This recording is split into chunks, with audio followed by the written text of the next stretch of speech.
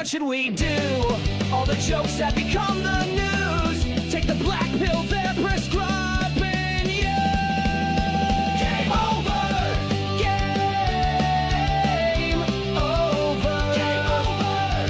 Game over.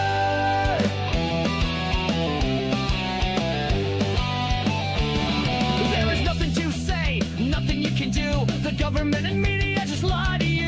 Sit back and laugh, it's overdue. Game over.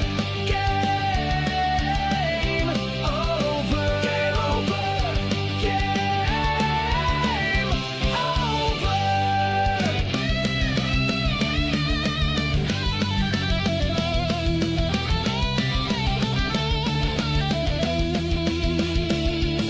The host is a cripple, he can't stand gravity or the man. Game over. Game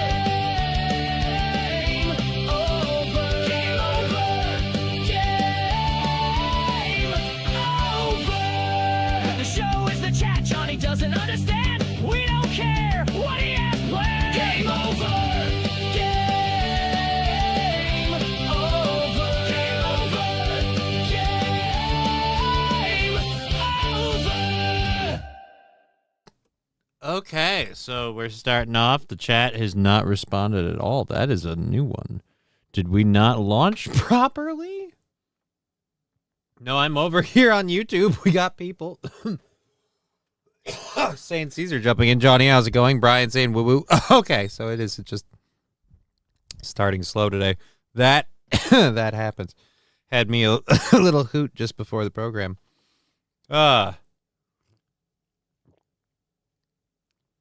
My apologies. Okay, so yeah, we have a show for you for 3.5 hours. I mean, that's not helping. I'm gonna file that under bright ideas I should not have had. Yeah, buddy, why don't you just, just take one back? What's the worst that could happen? I really didn't need that. That's all I'm saying. Really didn't need that. All right. So what sounds more than a little hoot? It is. It is more than a little hoot. Hold on.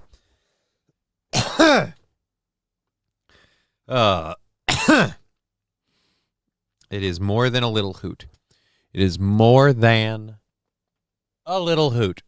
Hello, Johnny and Digger question mark. No, there's no Digger today, Red Scooper. Today is a what would you call it? Let me get my foot up here. Today is a Just Johnny Day, I guess. Is that what we call these things?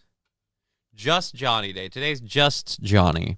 Digger, Johnny's poor virgin lungs. Yeah, it's me and my virgin lungs. That's what we have. We have me and my my lungs that refuse to ever allow me to hit a pipe like I am, I don't know, experienced at this.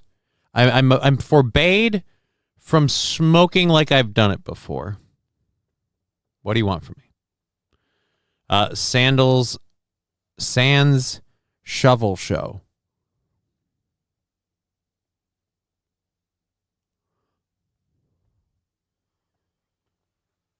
Do you?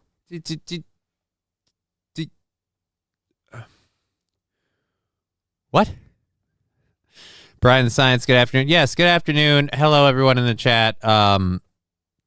Water, Johnny, water. I had a little bit of water. I can't drink too much water. I'll have to go to the bathroom. I don't want to do that. Mr. Q had a stroke. That's what it seems like. Am I retarded? What did I just read? St. Caesar, let's be clear. Two things can be true at the same time. Don't sell yourself short, firstly. Secondly, nobody knows. Nobody knows what you just read. I don't know. He doesn't know. Nobody knows. Here's what I do know. We're going till 4:30. We have 3.5 hours of content planned for you. And then we're calling it a day. Digger won't be here today. She is not feeling well. I spoke with her this morning.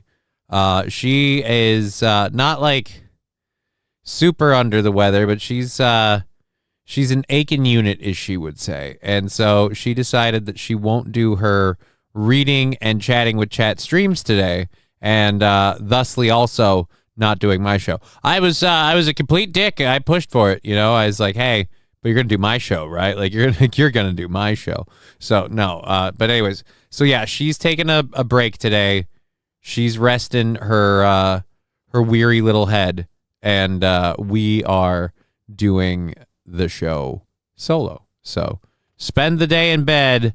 Digger, get well soon. That's pretty much what I told her to do. Digger not feeling well.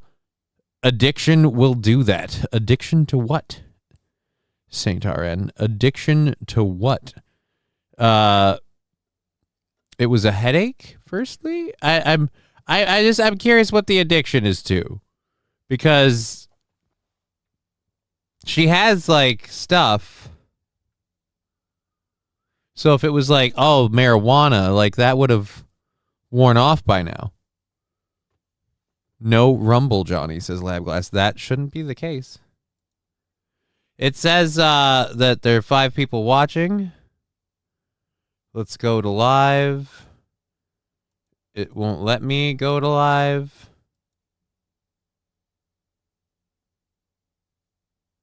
No, I've got it up. Rumble's up.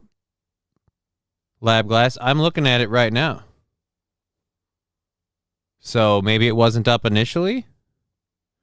But it's up now, and it says we're here. It says we're connected. I got Red Scooper. What the hell? I'll say this, when I first loaded it, it didn't want to connect me. So I don't think it was a you thing. But, yeah, no, Rumble is up. I've got all of them. Got it going. Saint Caesar saying Rumble works for me. So Saint Caesar's got Rumble.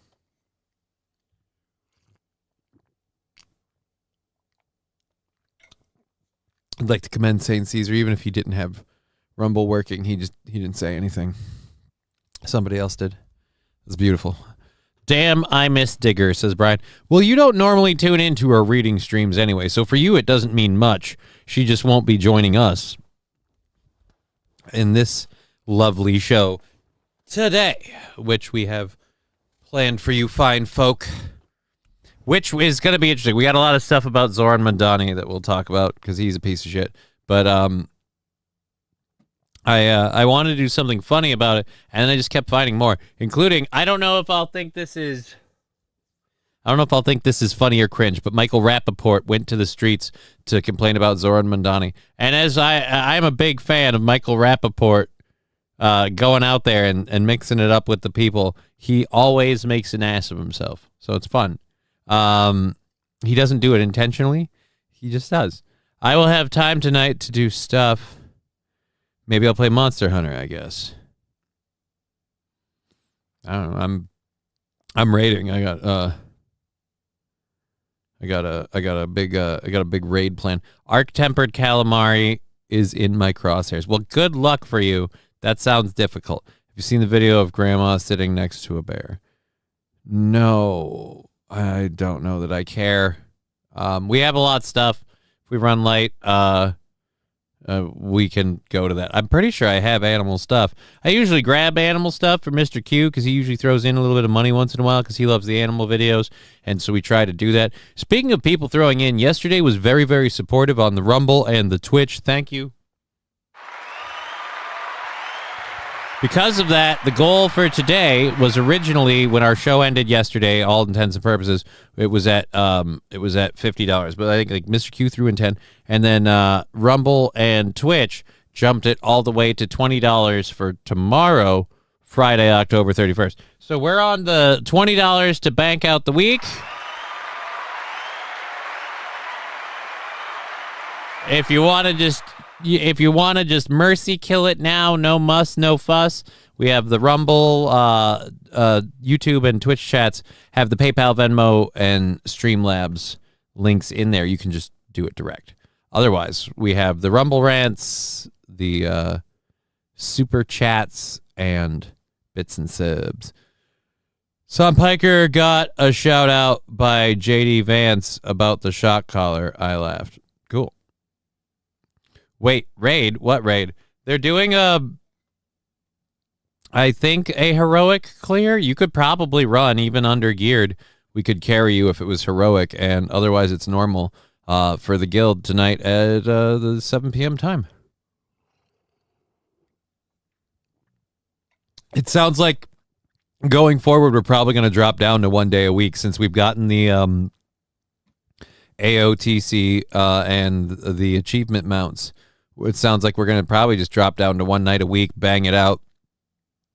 Probably on heroic. Because I need heroic gear. I don't need normal raids. I can pump a normal raid on my own. But yeah, so I think the guild is going to do like 1 night a week of that. Either way, that was supposedly what's going on. So feel free to join us. Caught up. My pen is mightier, says Labglass. Yes, your pen is mightier. Over on the Rumble chat. Rumble chat is where it's at when you want to just say whatever you want, because I don't police the Rumble chat. I don't like if the Rumble chat gets out of line, I just don't read it out loud. So it's not on screen. It's the on screen chat where I get weirdly anal. Not because I care what people say, but it's sitting there on the screen. And I'm looking, it's just a weird thing. I can't look away, even with the blinders on. So, yes, we have costumes tomorrow. Digger's hopefully going to be joining us tomorrow in costume. So far, nothing she's had going on sounds like it should impede that. So, hopefully, she's resting up, and she'll be here for that. And then, yeah, we're doing a show for the next 3.5 hours. I think we've covered it all. Johnny, there's another clip of you abusing your cats. Okay, so there's another fake clip out there. Good. A clip of me abusing my cats is going to be hard to pull off since I don't actually do it. So at best, it's out of context. I really don't care. Alrighty. Wait, Raid. Yep. Caught up with everyone. There we are. Let's load our first hour stories. So our first hour stories, we've got some escaped lab monkeys to talk about. This is a sad day we don't have Digger. Because the escaped lab monkey story is one where we could really get some tinfoil hat conspiracy stuff going. So let's go to that, and there. Okay, so, boom. We'll start with the monkeys. So the escaped lab monkeys, if you didn't hear, there was a truck that crashed in Mississippi, I think yesterday? Escaped lab monkeys, did they run out of bananas? That's just wrong. That's wrong and insensitive, St. Caesar. It's just... The Rumble chat being on screen is a risk, and then you write that, sir. So, again.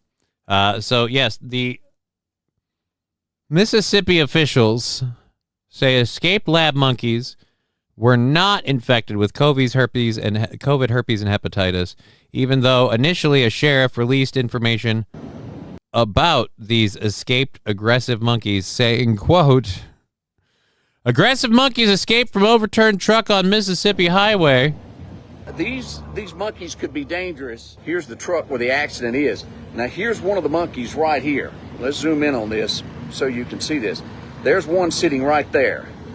We are live in Jasper County at I-59 around mile marker 117 with the red. Now, is this the sheriff? There's a sheriff who said that these monkeys have COVID, herpes, herpes C9 or whatever, or herpes hepatitis C. Oh, it's COVID, hepatitis C, and herpes. All in one monkey. St. RN 28 days later.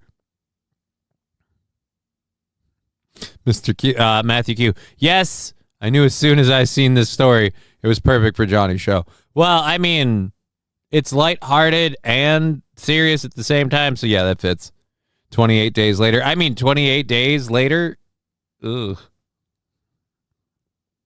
That has exotic animals loose.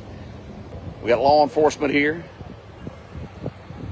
All right, there's a... Okay, so this guy is not as official as his outfit would make him seem. Greg, you might want to be careful with this.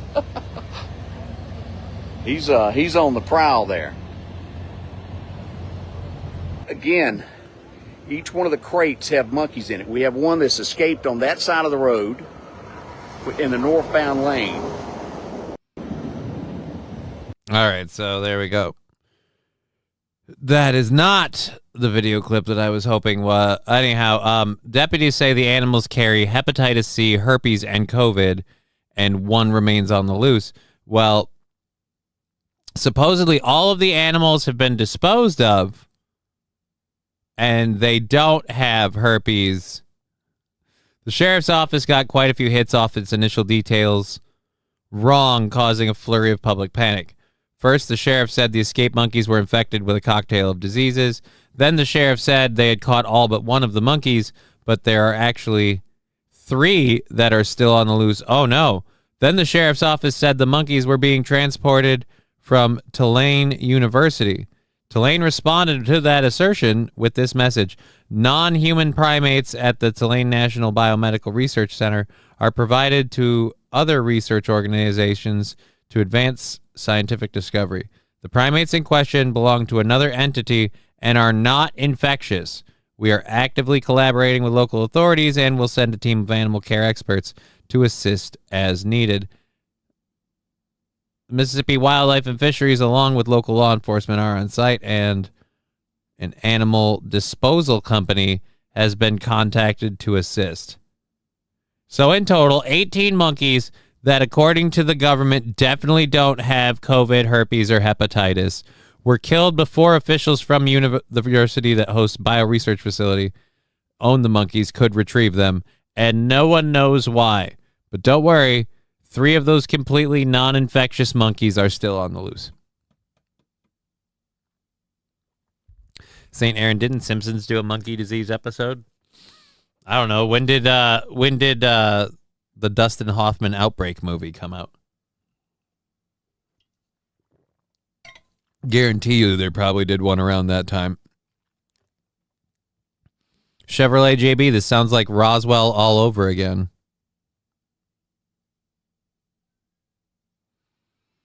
Not my channel, and I have no fucking filter. What? We don't want to be on screen. That's why we are here. The monkey looks chill. Yeah, the monkeys did not look aggressive in the footage. And I'll even go as far as to say this: if you're an aggressive monkey after a car accident, I think we can understand, right? Look, you don't understand how this fucking flying chariot even fucking works, and now all of a sudden some asshole careens off the highway. You're doing a tumbleweed through the ditches. Everything busts and breaks. You're lucky you're alive. You're not seat belted into your crate.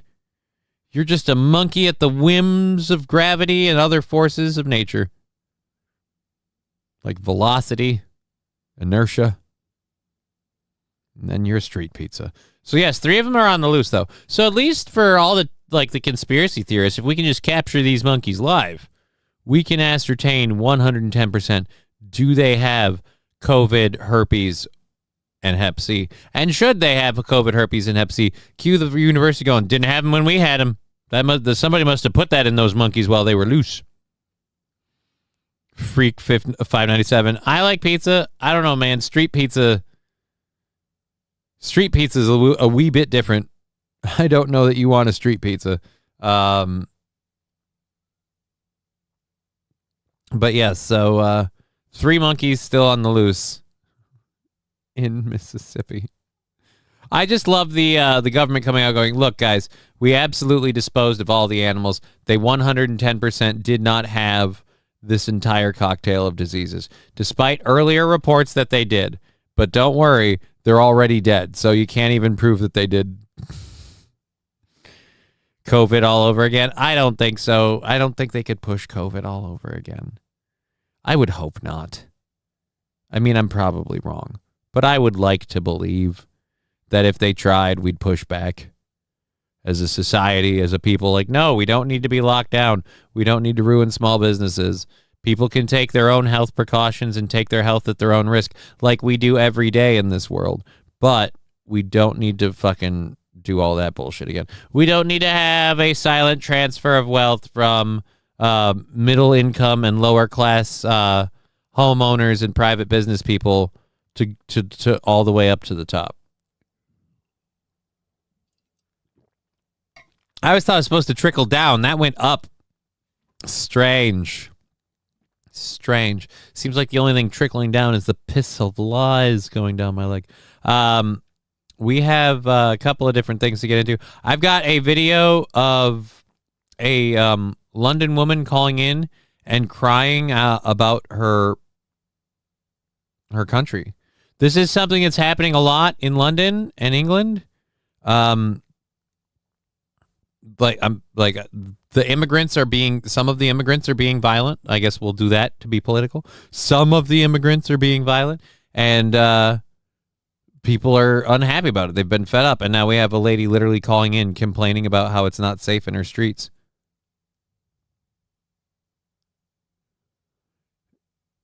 And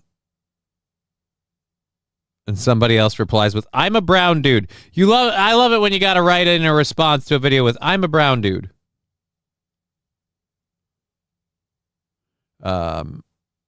Anyways, so we have that going.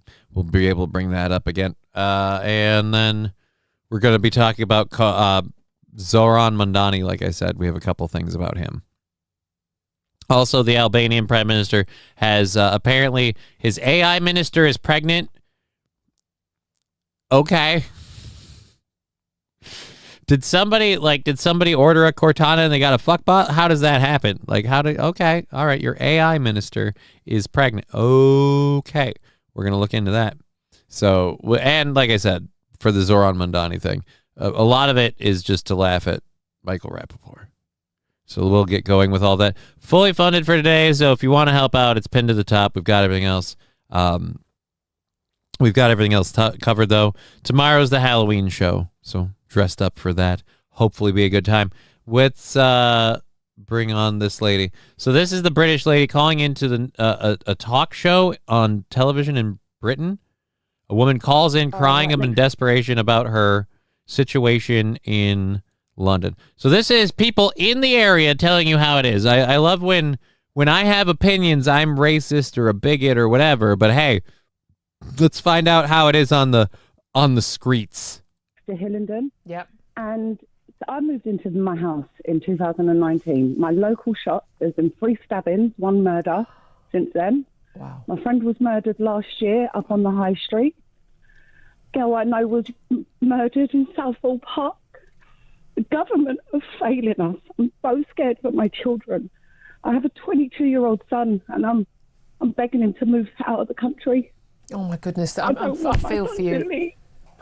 What are these politicians doing to us? They're putting our children in so much danger. They're putting everyone in danger. Beautiful time to pick out. Nothing to help us. And that's the thing. A lot of us feel. How many is too many? They're pushing us. Let's flip over to this. St. Caesar, this is so staged. Okay. I don't know anything about your TV stuff. It's staged. You guys don't have a lot of stabbings and murders. St. Caesar saying the AI is pregnant. We need the porn history check. We'll get into that in a bit. This is staged. Okay, so he's saying it's from the air. You're saying so that stuff doesn't happen. Okay. An Afghan man arrested after dog walker stabbed in frenzied attack, and it was a triple stabbing. Is that knife armor for sale? You can never trust these TV call-ins. I mean, maybe, but it'd be weird. It's weird considered the narrative that's pushed over there is the opposite. This being staged seems strange to me. It just seems strange. You demand. Okay. Thank you for that support. I appreciate it. Where does out? All right. Anyways, thank you for supporting the show. We appreciate it. We're going for another 3 hours, and we're like fully funded for today. So it's kind of just a cruise, have fun, chill day. And if you want to help out, there's things pinned at the top of the chats for that. Not saying they're not real. These are handpicked calls. Okay, okay, now I get for what you're saying for staged. They didn't pick anyone being like, look, I live next to a darky, and he moved in the other day, speaks barely a spot of English, and I tell you, he is just the most lovely gentleman. I can't understand a single person who's got a problem with any of these muzzies. They are clearly decent folk. Like you're saying they skipped all of those calls. Okay, I got you now. Johnny-krutches, not just kidding. My fault. What? No, it's the same thing. I didn't assume. Plus, that's kind of like the whole just kidding LLC thing. My initials, Johnny-krutches. I'm just kidding. I'm usually largely sarcastic with most stuff in life. When I don't get secondary layers of nervous tension, like when I have a show goal that day, like generally take stuff way easier. So they are very handpicked with the callers. Well, that's a given. It's just, again, if this lady's being serious, we kind of cut it off early. She's breaking down about this. She's lost a lot of people. She's worried for people. So as long as it's not fake, that's the part I'm concerned about. If the caller is fake, if she doesn't really have a son or isn't really worried about him trying to convince him to move out of country, if those parts are fake, now we got a problem. If it's just, well, they handpicked her for this to push a point, well, now welcome to fucking media entertainment. I pick my stories so I can help control the mood and flow of the flow, and we don't, a flow of the flow, you fucking idiot, flow of the show, and we don't use too much of the serious stuff, and we don't do politics too hard or anything like that. So I can't fault that. To do something that we don't want to do. We are peaceful people. British people never vote against their government.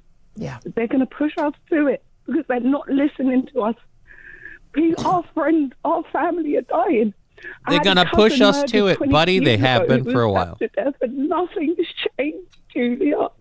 I'm so sorry, Sarah. I'm sure I speak for everyone listening and watching right now. My heart goes out to you. These phone numbers are very expensive to talk to. That's not surprising. I don't leave the house without a man.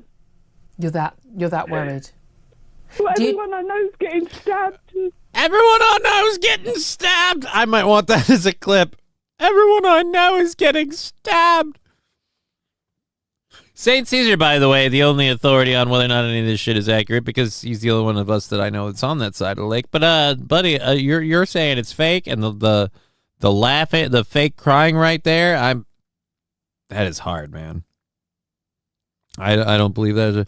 All that's missing is fucking pronouns. What are you talking about? She's against this. British history doesn't say that they are peaceful, says Red Scooper. Well, she means against their government. Largely, like, Britain over the course of time hasn't really revolted against their government too much.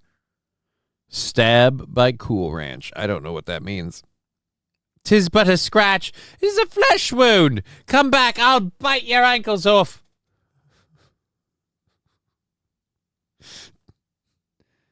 I just cut you off. I cut you off. 'Tis a flesh wound. It's but a scratch. They're getting raped in parks. This is where I live, not where the politicians live. All right, so I mean, I don't know. If it's fake crying, she's at least putting a lot of motion into it. St. Caesar really look at that bitch on screen with her fake. Oh, you're saying she's fake? Well, that's obvious. This cold, heartless cow doesn't care. She don't live in that neighborhood. She gets paid way too good for that. I think that's part of the issue, that they don't live in the real world. No, they live in the real world. They just live in the nicer part of it. Kind of like you do. While you get this lady on the phone to get on your side, you live in the nicer part of the real world. You don't live in the real world. Keir Starmer, if you're listening to this, please do something. No, he's not. I can guarantee you right now that person is not listening. I don't want to go through that for another minute. Well, no, for about another half a minute, 45 seconds, whatever. What TV channel is this, Johnny? Talk TV. That's all I know. It was a clip about a lady calling in, crying in desperation for the situation in Britain. That's all I've got for you, man. I can't tell you what the station was. Let's see if they listed it in the article that I pulled this out of. The host, Julia Hartley Brewer. Listen to a London woman named Sarah who called Talk TV. The host is Julia Hartley Brewer. I don't know anything else about it. I moved into my house in 2019. My local shop has been... Yep, we covered that. And then there were people responding to the clip. But then now those responses are tweets. So those very well could be fake.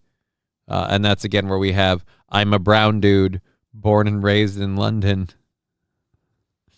This might be my favorite way that anyone's ever started a tweet. I'm a brown dude born and raised in London. Lived here my whole life. I totally agree with the caller. She's saying it how it is. All right, I have to bring the audio down a bit because that story was quiet, and there it's up. And I gotta check again. Did my fucking audio value slip? Microsoft needs to stop getting fucking hinky with my stinky on my mic, because it's like they change how sensitive it is, and they always ramp it back down, and it needs to stay set. God damn it.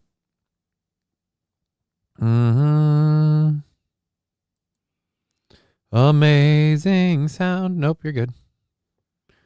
All right. Anyhow, now it's the total opposite. I used to be safe, beautiful city. We used to play outside until 11 p.m. without mobile phones, etc., and we all felt safe. Now it's the total opposite. Our government has failed us, and Sadiq Khan has destroyed London. I truly used to love London, but now it has become something vile. So it's if that's real, if them people feel real. Again, this brown geek. Never mind. I gotta say, I was giving this dude props for a very interesting lead, but this brown geek, it seems like brown is a very big part of your overall identity. So that's not like anything massive. In New Orleans, the DA was carjacked recently. GB News is the best news channel, now has taken over Sky in terms of views. I go all over the internet. I kick up all the rocks looking for fun things to cover. Was fill some holes, simply summing that throw. Con! I hope I did that close up. My voice is cracking a little. I'm a little under the weather, but I'm feeling great today compared to yesterday. I had some personal intestinal issues this morning, which may or may not have been the Mectin, but Mortal Kombat Con? No, it was Star Wars Con. Or not Star Wars. Fuck me. Now I feel like a real ass. It was Star Trek Con that I was doing. Duh. So, yeah, I'm already taking it. Don't you worry. But anyhow, so I feel amazing. 110% awesome since I woke up today. So hopefully today, and like I said, the show being covered was just beautiful. $20 goal for tomorrow. We're just going to kind of chill and have fun, and then hopefully maybe either make that today or tomorrow. That's not a really big goal. And tomorrow's the Halloween extravaganza and Diggle Ever costume on, so we'll definitely make that tomorrow. If we don't do it today, not too concerned. Well, if they wouldn't have banned assault knives, this clearly, or they would have banned, excuse me, I misread that. If they would have banned assault knives, this clearly wouldn't have happened.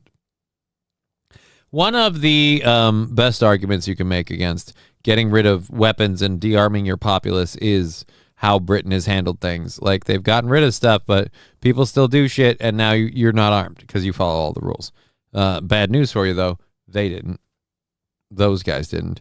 You was right. Star Wars Khan took revenge against the rebels. No, St. Aaron, you're trying to confuse me. It was Star Trek.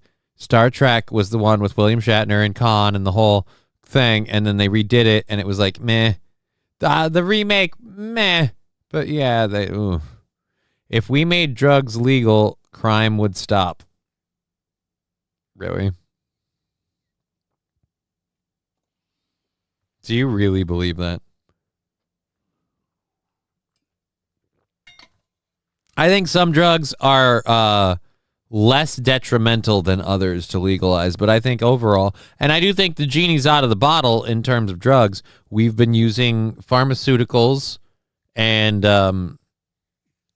things for far too long to turn away from it. But I feel like if we just straight up legalize stuff, you're going to have way too many people. Like what? Like everything across the board, weed isn't legal here. Yeah, that's one that would be less, I think, less detrimental, but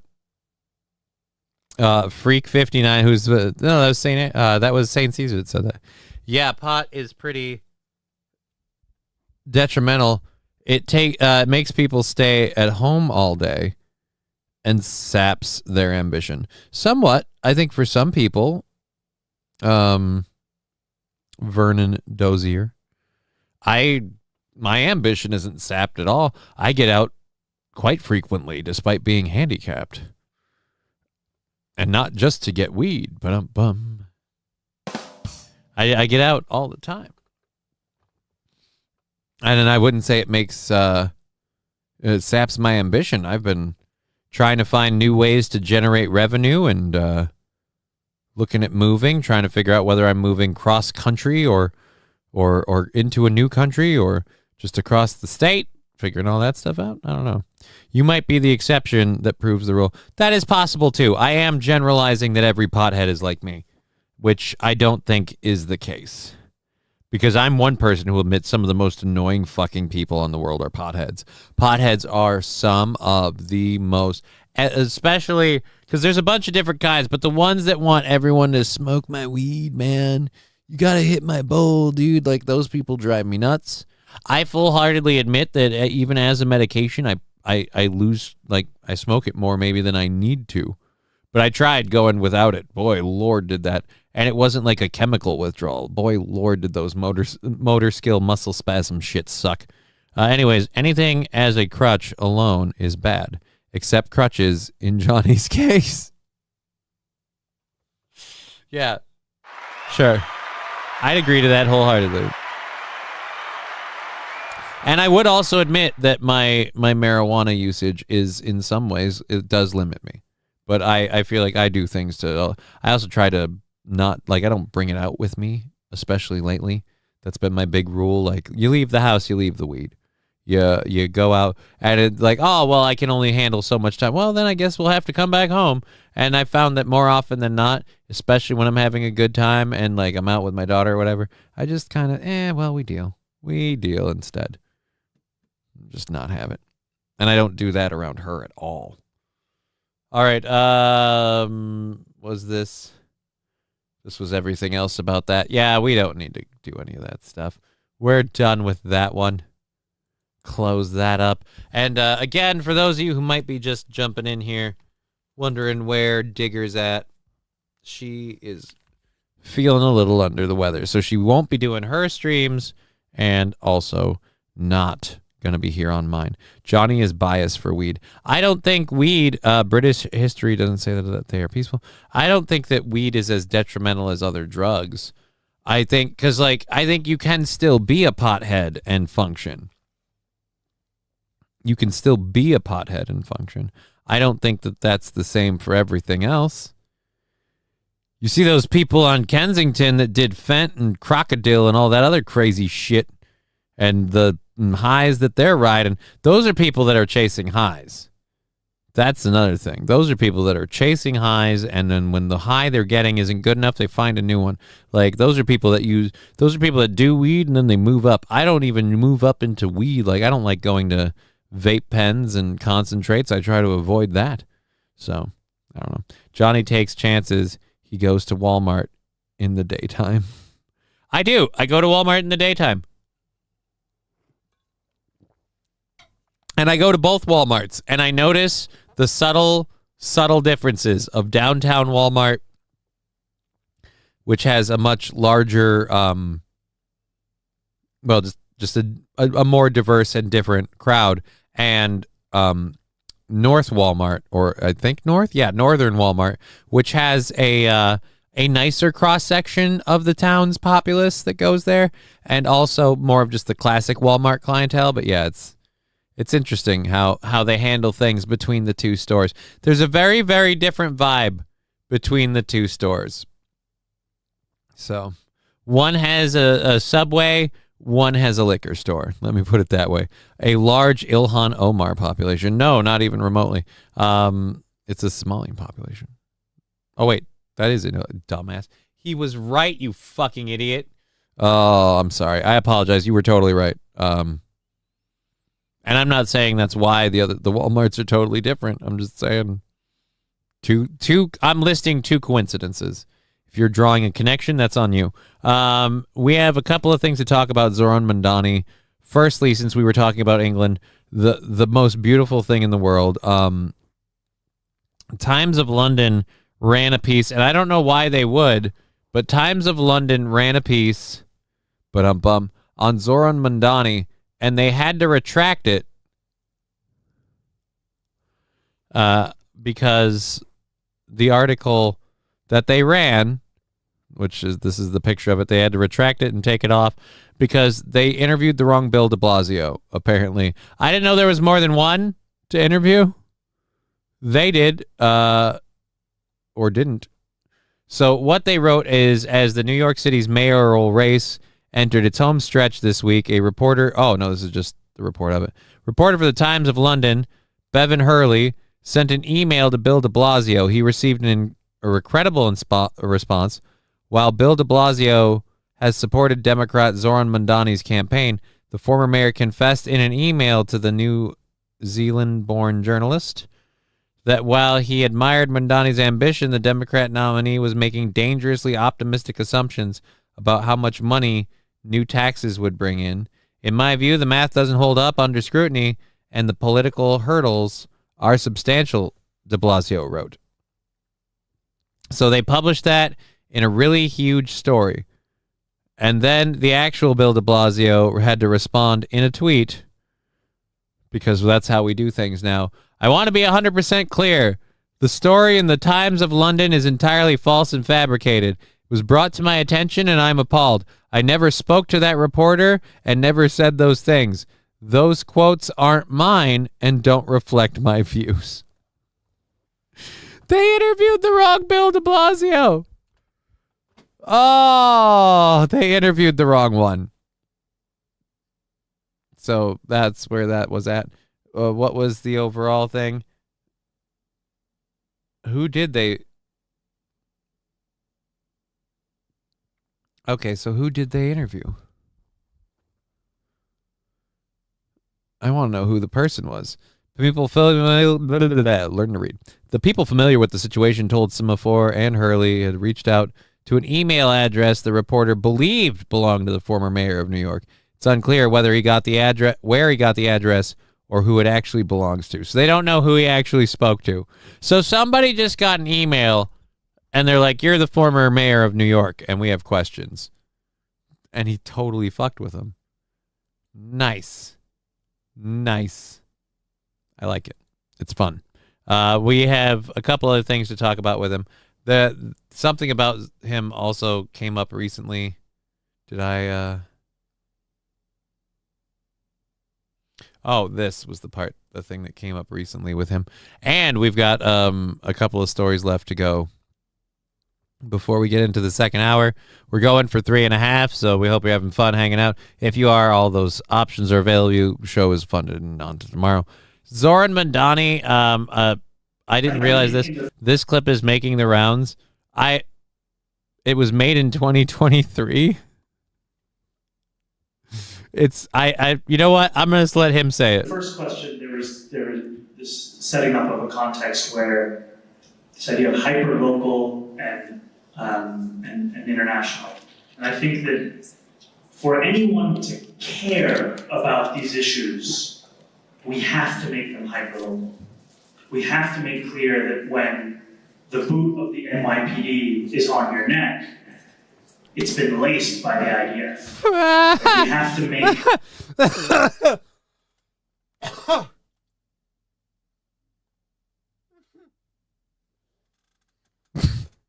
Guys, you don't care enough about what's going on in Israel and Iraq, so we have to make it clear that if the cops are coming down on you, their boots are laced with the IDF.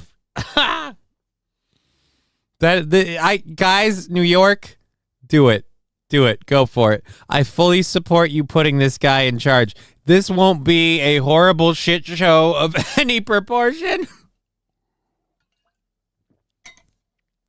I'm sure it'll be great. I'm sure if he sees global issues have to be tied to things locally, I'm sure he totally won't then use that as a way to start saying, now we need to start punishing people of certain ethnicities because they're related to those people of the ethnicities abroad who are behaving badly. And so we understand that they're behaving like, we got to do it. Punish. I could be totally wrong, and maybe he's just going to be a bad mayor, but I don't know, man. That's That's almost an Alex Joe. Like, they got to understand. All right, look. Now, what we need to understand is this stuff is happening globally, and people need to understand that they are part of a global organism. In order to get them to do that, we got to understand. We got to bring it to the local level, so it's in their face, right? So here's what we do. Every time we got to make them realize that when the boot of the NYPD is on their neck, it is laced with the strings of the IDF. And that's, again, you could just do it. I'm sorry. I apologize. I'm a Christian. I'm a Judeo-Christian.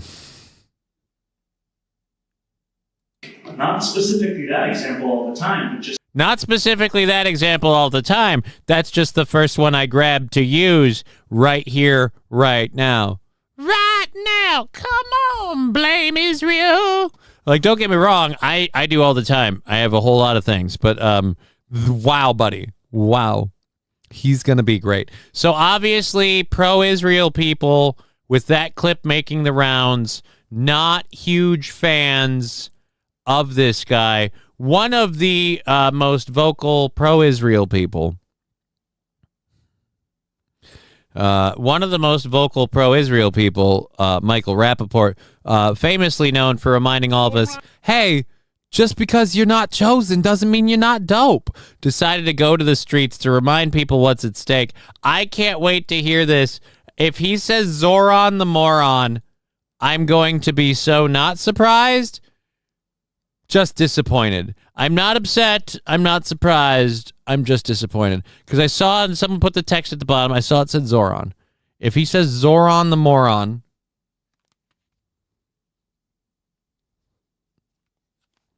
I don't know why my ear is itchy, but it's bothering me.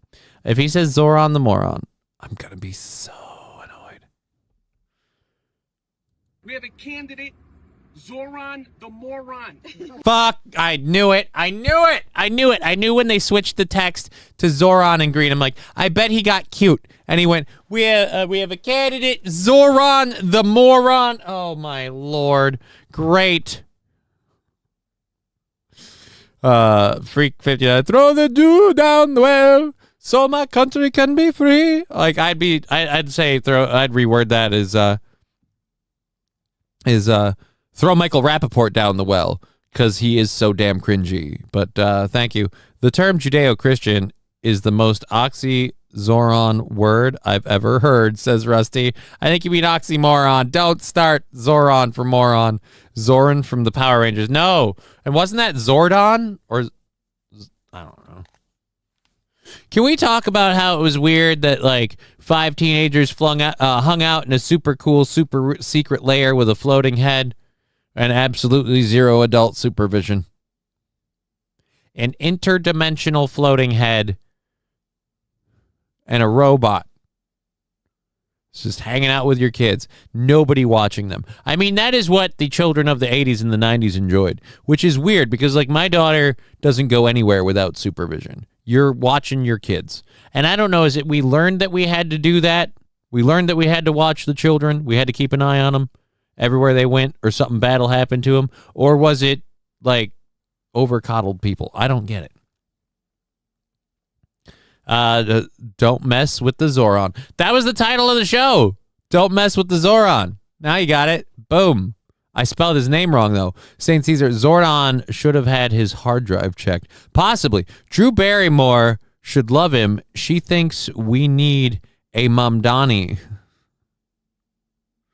No, God, what was the mom thing? I don't remember. I kind of remember what you're saying, but I don't remember. The black guy was the Black Ranger. The Asian, the yellow one also. Yeah, I was vaguely racist. Legendary Minnesota Twins pitcher Zorhan Santana. Is that a real person? Mamala. Oh, that's right. She needed her to be Mamala Harris for us. Right. Now I remember. Hey, Drew, I think, I don't know that we can get Mamala, but how about wine drunk Mamala? That one, you know what that is? That's a get. That's a get you can get. Anyways, let's go on to this. Again, eloquent wordsmith, poet, and professional street rapper.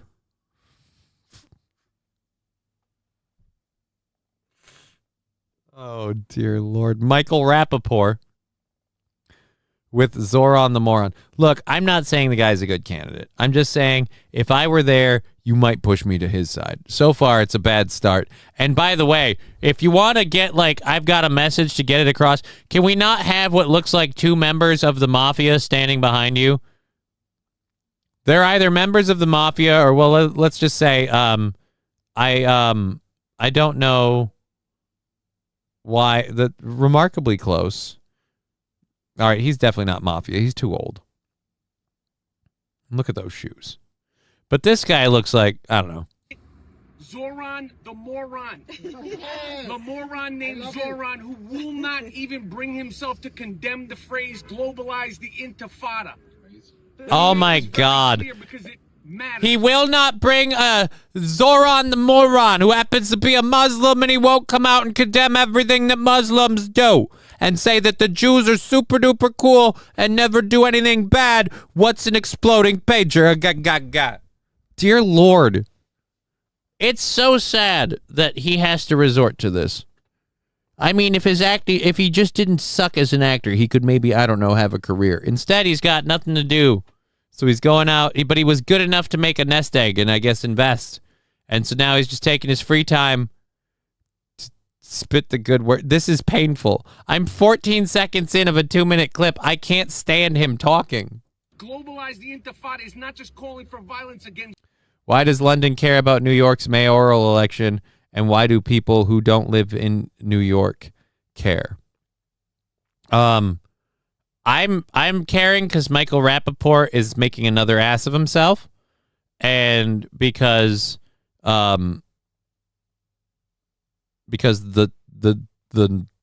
Times of London totally got a fake interview and published it. Like, my reasons for caring is because people kind of like stepping on a pitchfork and whacking themselves in the face. That's my main reason for caring. As for, like, he gets elected and it turns into a horrible place with the socialist ideas he's pushing, that's just literally so we can point to that for people that want to do it here. Because there's people here that want to behave that way. I want the experiment to happen so I can be proven right or wrong in my beliefs, and I can use that proof as an assertion in either changing my beliefs going forward or doubling down kind of deal. That's where I go. Isn't Aaron a big Zorhan the moron guy now that he's prison leftist? No, it's not really related to anything we're talking about, but he just thinks that the system maybe isn't super duper fair. I don't know. That's not really a question for me. I wouldn't say he's a prison leftist. He has opinions from experiences. I certainly don't know enough to go against him. I don't really give a shit. If it motivates him to actually do something, more power to him. I just, yeah. And I've always believed for a long time that our prison system is a little fucky because it's a for-profit industry, which a for-profit industry is not interested in rehabilitating people. Not to say that everybody can be rehabilitated. This again comes back to the whole we need to bring back like state institutions. Some people are in prison because they just can't fucking handle the world and they're gone. You can't fix those people. Some people, they can't get out of the fucking way. Some of them are drug addicts and they get themselves into situations that keep that revolving door going. So, fair enough. Yes, thank you. And thank you for your comment. Aaron is a total communist.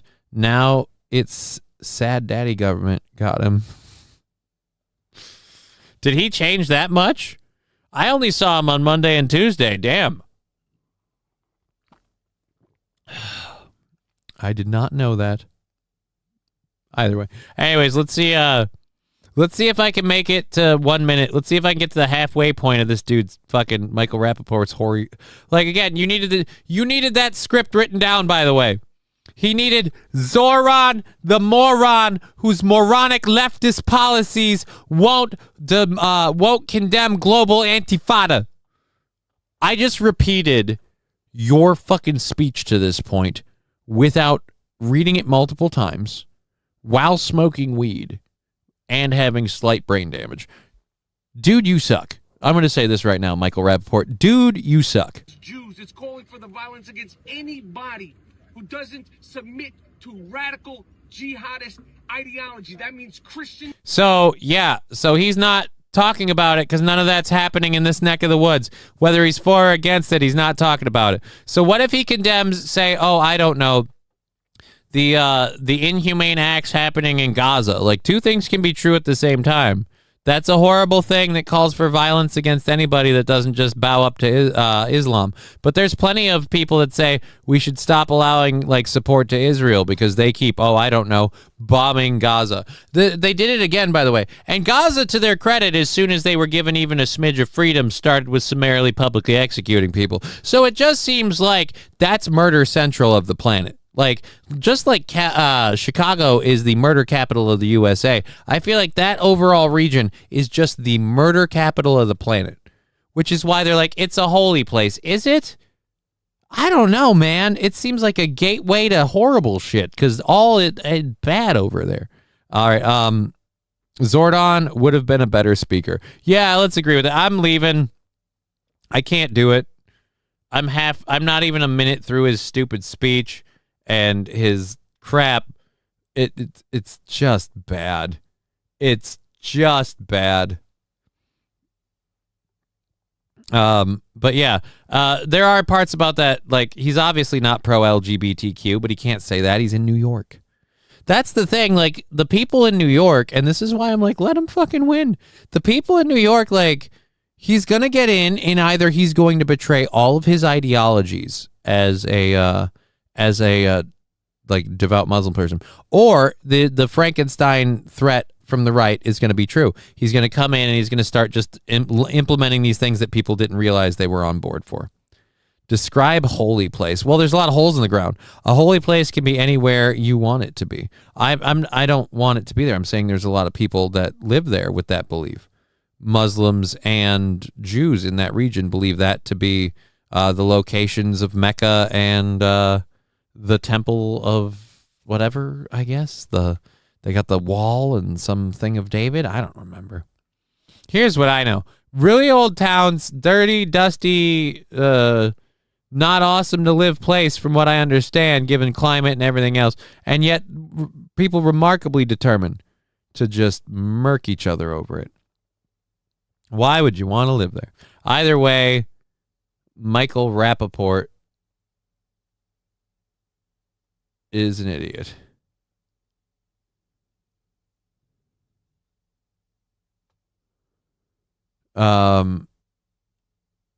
Anyways, he might have some points with the guy, but like I said, I can't control that election, and it seems like he might win. So fuck it. NASCAR Rainbow Warrior Jeff Zorhan. Who am I trying to Jeff? I don't know who that's supposed to be a joke of. Last I read, he wants to ban guns nationwide. He doesn't have that capability. He wants to ban guns nationwide. He won't get that passed in 90% of the states. The best he could do is ban guns in New York. And I mean, say what you will. People are like, oh, the Republicans will make you live this way or that way. Like, apparently the Democrats will too. They'll take your Second Amendment. And I know lots of people who don't own guns are like, good, ban guns, doesn't affect my life, nothing. It's like, right, that's where you don't really get to have an opinion. Like, you don't own guns, so these rules don't affect you. But let me ask you, as someone who, if you don't own guns, like, what do you do if someone decides to threaten you with a gun? What's your response? Like, oh, I'll call the cops or whatever. Like, right. But do you think someone else shouldn't have the right to maybe defend themselves? You'd want to defend yourself, wouldn't you? You wouldn't just stand there and take a bullet. Somebody else should have that right if they want it. That's the worst part about gun bans and everything else. It's not like the people that don't follow the law are going to be stopped by a new law. And I've got bad news for you. We've been a weapons manufacturer since at least World War II. Since at least World War II, we've been making weapons. I dare to say before that, and exporting them and selling them. Wasn't that the whole deal with the Japanese Empire going way back? Is the American military were giving them Gatling guns and modernized rifles and stuff like that? I could be wrong. Anyways, my holy place is my casa, says Rusty. I'll be honest about this. and I don't care if people think it's blasphemous. My holy place is WoW. I was talking with my therapist, and this kind of came up in a way, and I kind of broached this subject. I really use World of Warcraft as a way to escape the limitations of my body and do things I can't quite do in real life. I used to love going and exploring. I grew up in the country. I used to love going outside and walking around in the woods. I used to be a person who, I used to say to people, I could never live in a major city. I need to be able to see trees and blue sky. I can't do major cities. I went to, I go to St. Paul and I go to Minneapolis and I can't handle the buildings. And people would always tell me, oh, dude, you should see Chicago. You should see New York, and I'm like, yeah, I feel like I'd freak the fuck out. I feel I'd be like, I need some goddamn trees. I need to look up and see green and blue. If I don't, I'm gonna lose my shit. If I see glass and concrete one more goddamn time, I would lose my ass. God didn't create all men equal. Smith and Wesson did, says Mr. Q. No, he didn't. No, he didn't, because Smith and Wesson didn't realize not all men can aim. Don't believe me? Just ask anyone who's ever cleaned a men's restroom. If it wasn't for video games during COVID, I don't think I would have made it. Well, just in general, that particular world to me, that one world. I play a lot of video games. I love a lot of video games. I'm a huge Mass Effect fan. Lots of Mass Effect merch, and I played all 3 games. Big Mass Effect fan. Played Andromeda. Really loved Mass Effect multiplayer, but yeah. Anyways, so I played a lot of those games and stuff. I had a lot of fun with that. I did not I don't yearn to go back to that constantly like I do with WoW. I left WoW to go to Final Fantasy 14 and play other games. Always come back to WoW. I always come back. Might be gone for a couple of months, couple of years, couple of weeks, but unless I'm dead, I'm going to find a way back. It's a part of me. That's all it is. It's a part of me. So we have this story to report. This is a real story out of Albania. If you haven't, it's kind of an update. Video games allow me to get video games allow me to get the stress pushed off me. I love playing video games to relax. And I play I play Marvel Rivals and stuff as it's got objectives, it's got very clear goals. It's like football, or it's like a pickup game of basketball. I very much understand what I need to do. I don't necessarily need to talk to these guys to do it. I can mark things on the screen and stuff, and yeah, it's like a fun kind of game thing. I don't get immersed in the world or what's going on with it like I do with WoW. I just always come back to it. Freak 59, my holy place is the wasteland of West Virginia that is Fallout 76. I actually do need to get myself to fucking lace up my boots and try out 76. And to be fair, I'm a complete Fallout fucking, what would you call it, fair weather fan. I didn't play Fallout 3 or New Vegas. I came in at Fallout 4. I started liking Fallout because of Fallout 4. I had played Skyrim. I had played Morrowind 3. I had played Elder Scrolls, Oblivion. So I had played Elder Scrolls 3, Morrowind, Oblivion, all those. So I had reasons to look into them, but I never did. And then 4 is what got me in, and then I loved 4. I do need to go try Fallout 76. Unaliving other players is therapeutic. Not for me. I don't need that. Partially because my gamer skills aren't as good as they used to be, so I'm often the other player. I'm often the unalived player, and it's a sad beatdown. That's actually why I really liked Titanfall, because the bots threw off people that gave other players like me a split second to kind of overcome some of my difficulties. Catching a player taking out a bot squad and popping them. That's how I started getting better at that stuff. Same here. Fallout 76 is constantly expanding. I need to check it out. I really enjoyed Fallout 4 though, so I need to really give that. So update on a story we talked about a while ago, because we're into the second hour, so we gotta wrap up our last story from the first hour. Six-armed Spider-Man is coming to Marvel Rivals. Cool. Another Spider-Man. Saint Caesar, I'll say this about Marvel Rivals. Fuck off, Spider-Man.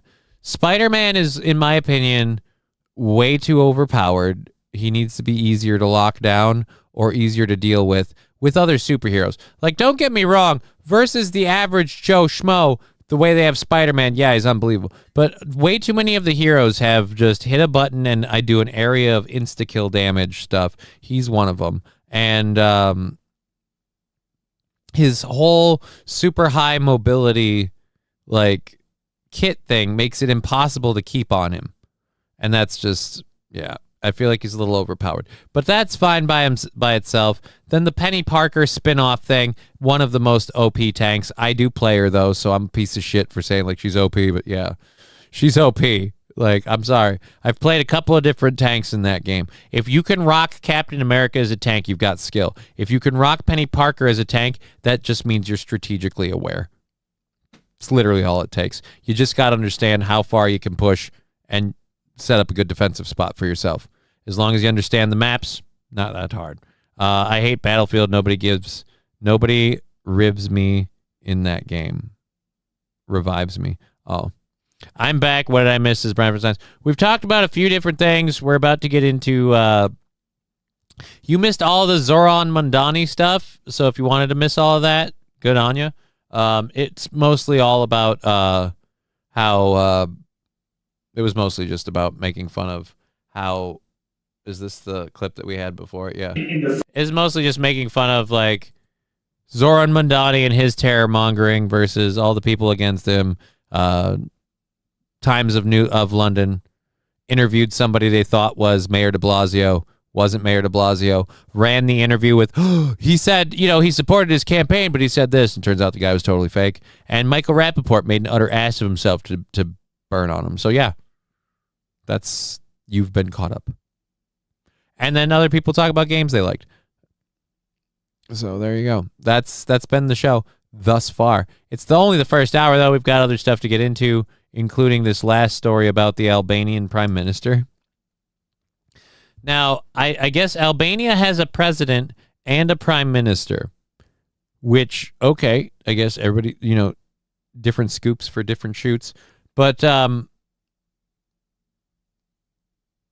or no, never mind. Albanian prime minister says his AI minister. So there's an AI prime minister, and they announced it a couple of weeks ago or months ago. I don't remember. We did the story. This AI personality named Delia.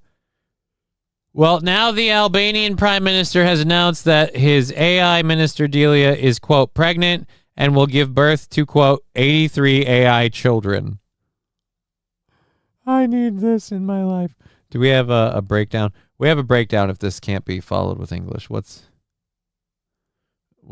this? To share for... Okay. He's speaking very broken English. This is even better. First time that Diela is pregnant, and she's expecting 83 kids. Each kid for one member of our parliament. That will serve the MPs to... So you're expanding the program and you're running it as a joke that she's pregnant with 83 children. Freak 59 says, that's it. I'm going to get a degree in AI abortion.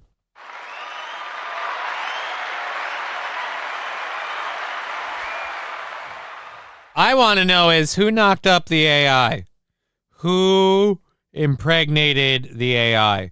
Because it better not be a person who was a member of government. Because if a member of government was involved with the impregnation of this AI, that seems like a massive breach of all the things, like the sanctity of your job and stuff.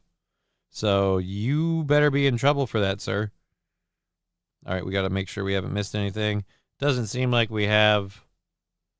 I apologize. I haven't checked these kind of been handling the show instead. But yeah, so, and again, we mentioned it before. Thank you, Mr. Q, for the $10 yesterday. Goal is 20 for tomorrow. We'll see where it lands. We haven't really had anything happen anywhere, which is fine. And tomorrow, me and Digger are doing the Halloween show, so I'm sure we can make it there as well. As an assistant that will participate in the parliamentary sessions. So again, who impregnated her? Admit it. Admit it. You found a way to stick your dick in a USB drive, didn't you? Will keep record of everything that is happening, that will inform and will suggest to the MPs how to react, that will have all the knowledge, these kids will have all the knowledge of their mom about the EU legislation. So in other words, you're building a computer system that will control your politicians to kind of go down the path that it narrates for them, and that path is going to be narrated by their mom, who has a lot of information influenced by the EU. So I guess we could just, Albania's done, right? Stick a fork in it, you're done. You guys are literally building Skynet, you're over. And everything. And just something that you would like very much as a Turk, when you'd go for a coffee, because and we have much better coffee than in Germany, as you know. So the risk is that we go for the coffee and you forget to come back to work.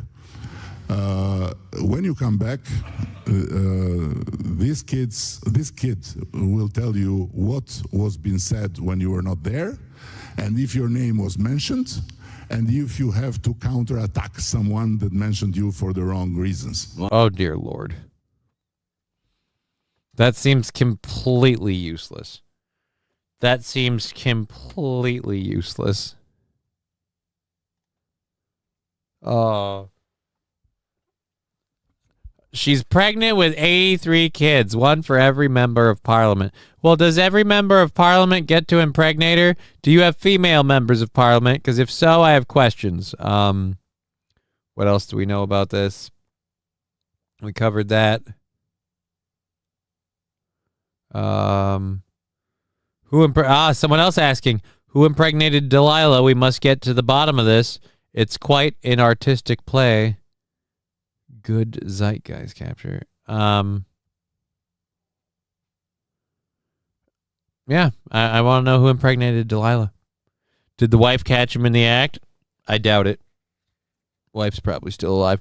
AI says we should add antifreeze to our drinks as it will keep our organs cool when working out. Right? No problems.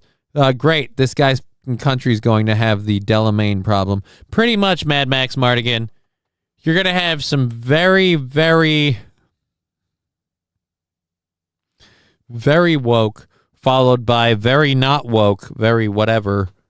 I would normally say based, but now I've learned and been told that based doesn't mean right-wing. It means whatever. Now it just means legit or cool or stuff.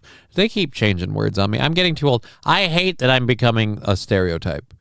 I've said it before, and I'll say it again. I hate when people embrace being a stereotype. I'm becoming a stereotype, and it pisses me off because I'm like, oh, the goddamn kids and the words they use.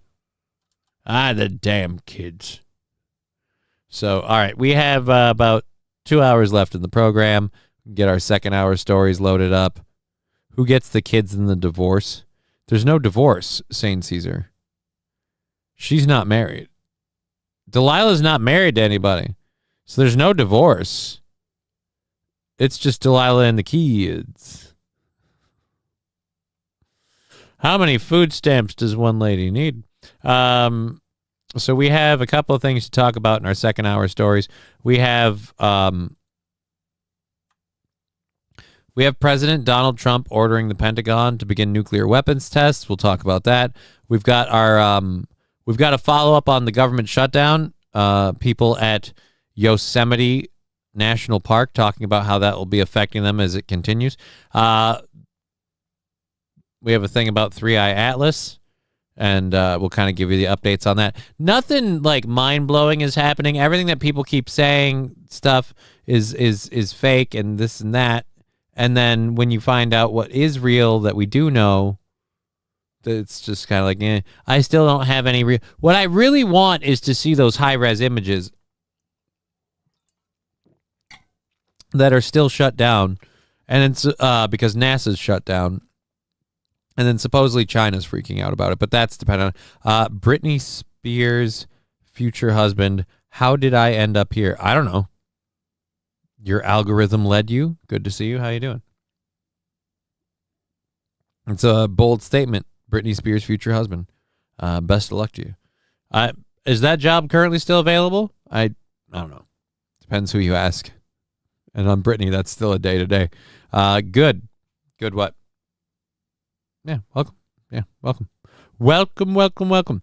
All right, so yeah, and then we have, I don't know why people are still interviewing Kamala Harris, but someone interviewed Kamala Harris about Joe Biden's decline, and the Australian interviewer repeatedly calls out Harris for ducking the question, and so we'll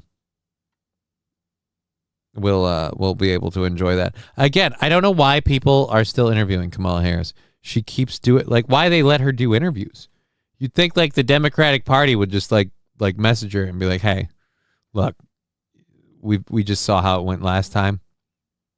And I don't mean to draw assumptions off of that conclusion, but the time before, and the time before, and the time before, and the time, there's just no more going up in front of cameras and talking, Kamala. Okay, just yeah, we all know your record, okay, and it stinks. Okay, good for now. All right, I'm glad it's good for now.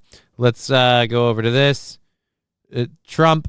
The first thing we want to talk about, Donald Trump. I've instructed the Department of War to start testing our nuclear weapons on an equal basis. An equal basis with what? The United States has more nuclear weapons than any other country. This was accomplished, including a complete update and renovation of existing weapons during my first term of office because of the tremendous destructive power. I hated to do it, but had no choice. Russia is second and China is a distant third. But will be even in 5 years. Because other countries' testing programs, I've instructed the Department of War to start testing our nuclear weapons on an equal basis. That process will begin immediately. Thank you. What do you mean testing them? So we're just going to start dropping nukes again? Trump made the announcement in a post on his Truth Social account just before he was scheduled to meet with Chinese President Xi Jinping, signaling an aggressive stance in the face of rising tensions with eastern provinces. The U.S. has largely stopped full-scale nuclear testing in the 1990s, with the last underground test at the Nevada test site in 1992. Trump ordered the Pentagon to resume nuclear testing immediately because other countries' testing programs. I've instructed the department. Yeah, we just read that. President George H.W. Bush began a unilateral testing ban in 1992. President Bill Clinton signed the Comprehensive Nuclear Test Ban Treaty in 1996. Since then, the U.S. has conducted subcritical experiments to maintain the safety and reliability of the world's largest nuclear stockpile, according to the Department of Energy's National Nuclear Security Administration. Yeah, but why do we have to start banning, like, testing the nuclear weapons? Like, making sure they're ready to go or whatever, like testing their readiness. Okay, what do we need? Do we not understand how they work yet? Are we not clear what'll happen if we drop them? What are we hoping to learn exactly? Like, when you say testing them for what? I don't, it's far too vague. Equal to Russia or China, they never stop testing. Those tests are what caused the radioactive shrimp. Ooh, there's an idea. Brian from the Science, Brian Nucleatic Gaming. That's a possibility. I mean, we're told that it was was that isotope or whatever. But yeah, that could be a thing. All right, so they've still test their nuclear weapons. I still don't like the idea of what are we learning? We're just irradiating shit. Our tech is falling behind. We need an upgrade. But do we need to test the bombs to upgrade? Like, we understand how they work. Like, so we have to drop one just to make sure we didn't invent a dud. Like, again, I feel like what is the What is the test meant to accomplish? That the bomb works? We need to make new bombs and they work? Okay. I don't know. Either way, we're testing again. Oh, okay. Lexi Vaughn. Well, I read the tweet thing. If you read about it, you'd see he's ordering the design of new warheads. See, that's fine. The testing is 24 to 36 months away. But the new warheads, like, we have to test them. We have to nuke something, right? All right. I'm wondering again, like that whole fucking weird, creepy theory that like there's alien shit and that asteroid that we want to nuke, like that stuff. Like, I don't know. Oh, I missed this a while ago from Red Scooper. 76 was fun when I played it. I didn't even do quests. I just grabbed supplies from the closest town from the starting area. Yeah, that the only thing is other players like murking me. It's the only part that worries me about Fallout 76. But I could very much get into that. I do like the camp building stuff. Digger and I have gotten into watching survival competition shows. So we've been catching up on all of those. And like the both of us have been just like salivating over the thought of if our bodies and conditions would allow us to compete.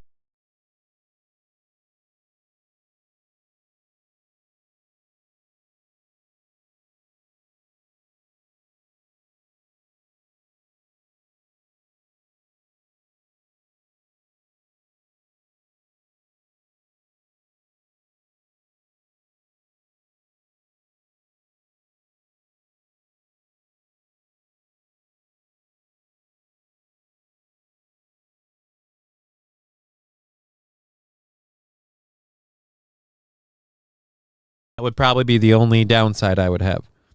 I've done plenty of fishing, and as long as I can fish, I can be okay. I've never actually kept any fish I caught. It was always catch and release, but I've done fishing. Fallout is what I wanted Starfield to be. Starfield was meh for me, personally. But, yeah. R.I.P. Johnny.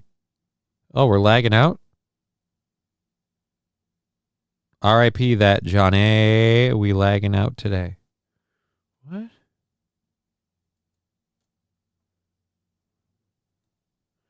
Is it no longer live?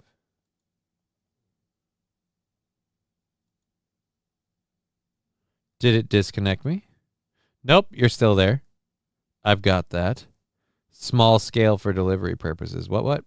Our tech is falling behind. We need an upgrade and it'd be small scale testing for delivery purposes. Okay. That's good to know. Audio is gone on Twitch. Yeah, we must have had a spike.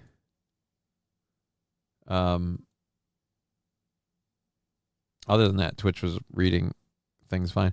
And the thing is the Twitch spike, but the Twitch spike is down for a prolonged period of time and then back. It wasn't completely out. Oh, well. Yeah, I'm sorry, St. Caesar. I apologize. That one's shitty that the audio went out on Twitch. I'm sorry. I apologize. I don't know what that was about. Like, everything else is good. You know what? Maybe I need to upgrade my cable, too. All right, so we've got... need to upgrade my cable that runs down to my computer. Let's go over to this. National Park Service staff and volunteers voice concern over the impact of the federal shutdown. This is one of those things that a lot of people don't realize. Like, these government shutdowns, yeah, we can lose a lot of stuff. Some of this stuff, we can lose some of it maybe, but it is still useful. It is still important and useful. Well, some of the stuff that we're losing and isn't being funded are things like air traffic controllers. So, I mean, when people are like, we can use a smaller government, keep it shut down, you realize at a certain point that means you can't fly anywhere. We don't have air. We stop having air traffic controllers because they're not getting paid. Guess who's not getting that flight to Chicago? Fire retardant plywood is expensive. Holy buckets, $468 for a 4x8 sheet. That is expensive. Second question, why do you need fire retardant plywood?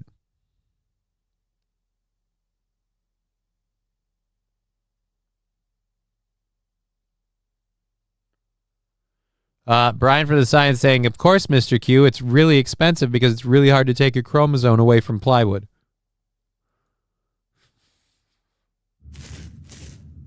All right. What? If it hurts you to watch this, you'll want to hear this. No, it doesn't hurt me to watch this. It hurts me to see it. It's a really, really messed up thing. Again, people with emphysema. At national parks across the United States are concerned about what could happen to some of America's most scenic spots during this government shutdown. So currently, 9,000 National Park Service employees are off the job. This means that some of the nation's most well-known lands are without caretakers. CNN's Bill Weir takes a closer look. After Elon Musk took a Doge saw to the National Park Service, America's best What are you idea was already understaffed. Go fuck yourself. Doge didn't actually do anything. He took a Doge saw to the National Park Service that did not get voted in by a single congressman after the Supreme Court said Donald Trump did not have the unilateral ability to make those cuts without congressional approval. So fuck you and your false reporting.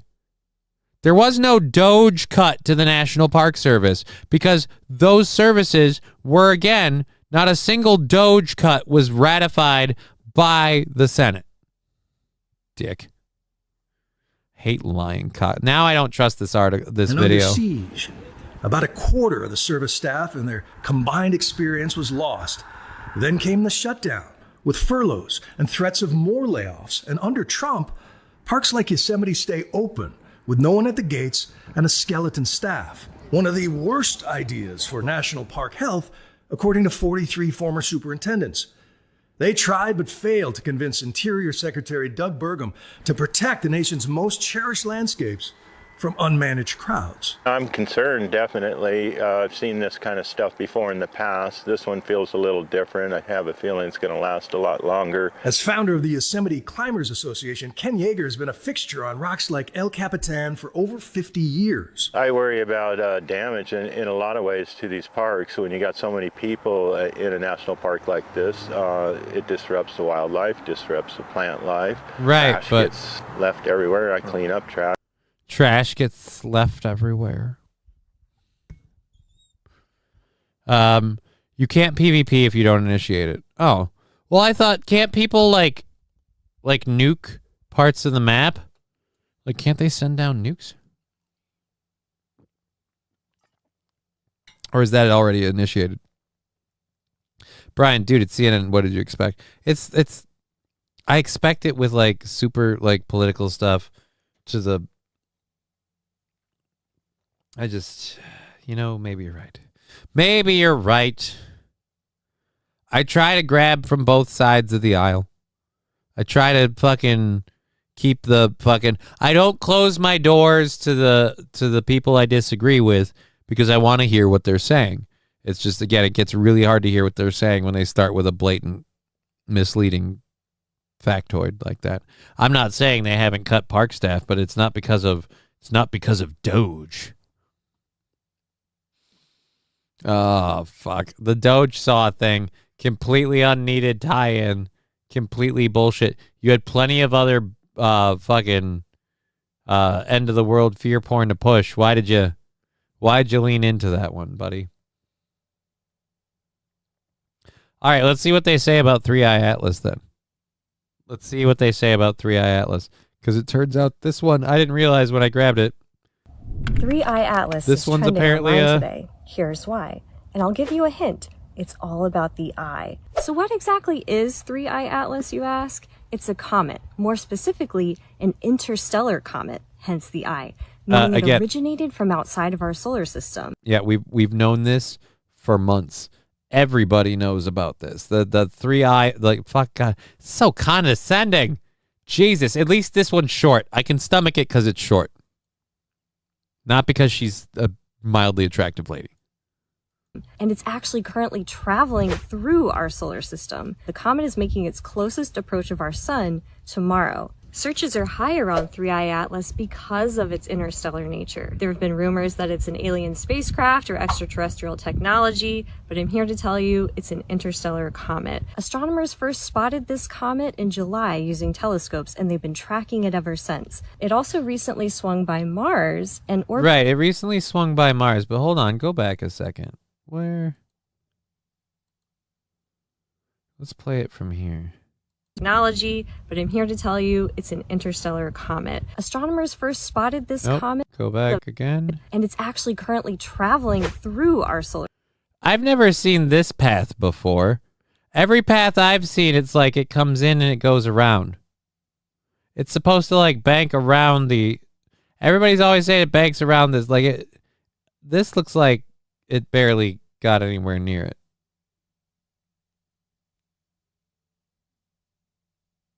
So, this is the first I've ever seen this graphic.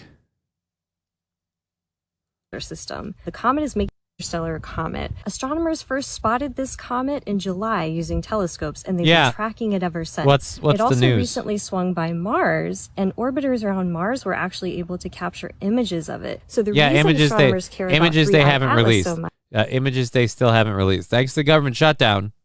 But images they haven't released. Is because they can actually see what it might be made of and compare if those same ingredients and materials from that solar system where the comet was created are similar or different from ours. So it's heavy. Mass and velocity means it's hard to move. So stupid. So stupid. What are you talking about? The comet? I don't know. I heard different trajectory before. I thought it had more of like a loop, like it was coming out and it was looping around the sun in a way and coming back on this angle. This is the first time I've seen it portrayed as just, no, it's just kind of glazing by us really quick. So I don't know. It's supposed to be out. It's supposed to be back. I found 3 different stories being like, it's an alien spaceship and oh my God, China's worried. Here's what I'll say. If it's not an alien spaceship, this whole thing's going to be over pretty soon, which would be nice. Be very nice for that. Why do I have 3 voicemails all of a sudden? Okay. Fucking worry about that later. So yes, no new news, but new news. But supposedly, alien spaceship. It's supposedly an alien spaceship.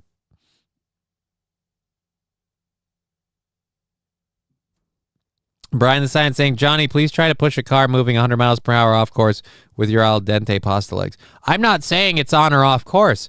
I'm saying all the other projected paths I had seen before had a much steeper bend around the sun. This is the first time I've seen that path where it's just a mild trajectory alter. Like, again, I thought it got really close to the sun at one point and really kind of bend it, like slingshot around it. I thought it was just like a slingshot maneuver was just there. I don't know. I just never seen that particular trajectory before portrayed that way. That's all. That's all, Brian. Hey, Special K says MSO. Thank you. We are close to the sun by NASA logic. Okay. I think I just seen 3i Atlas. Looked like the moon was covered, then just became visible. No clouds in the sky either. All right, whatevs. Maybe you were fear-mongered too. Well, I've watched multiple things on the 3i Atlas thing. Like I said, I always thought it had a much steeper around, like the sun, curving around the sun trajectory. That's all I'm saying. I'm not saying that trajectory is right, wrong, that it's on or off. I'm just saying before now, I was under the impression it did more of a curve. Saint Caesar also pointing out sound is back on Twitch. Good. That means you'll be able to hear this, and anybody that does stuff on Twitch will be able to hear their stickers, bits, and subs. Because we had a couple stickers earlier, so thank you for that. But if you want to send in to support the program, we only have a $20 goal for tomorrow, finishing out the week. Super Chats, Rumble Rants, all those things are available. Did you see Illinois governor is begging ICE to chill out for Halloween? I did not. If you have a fun area for me to suggest looking for that, and if not, I can just look on my own. We could probably grab that. We're in the second hour stories. We've got 2 hours left in the program. The algorithm rewarded you watching that content with more of it, Echo Chamber. I watch varieties of content and read different stories, but you're right. A lot of the 3i Atlas people, that I've watched have had similar stuff. I don't believe it's an alien spaceship. I've always said it's one of two things, and I've leaned alien spaceship with stuff I've heard, but I've also said I've also been able to disprove a lot of the stuff I've heard. Pritzker the Hutt. There's a good name. Zorhan the Moron can suck it next to Pritzker the Hutt.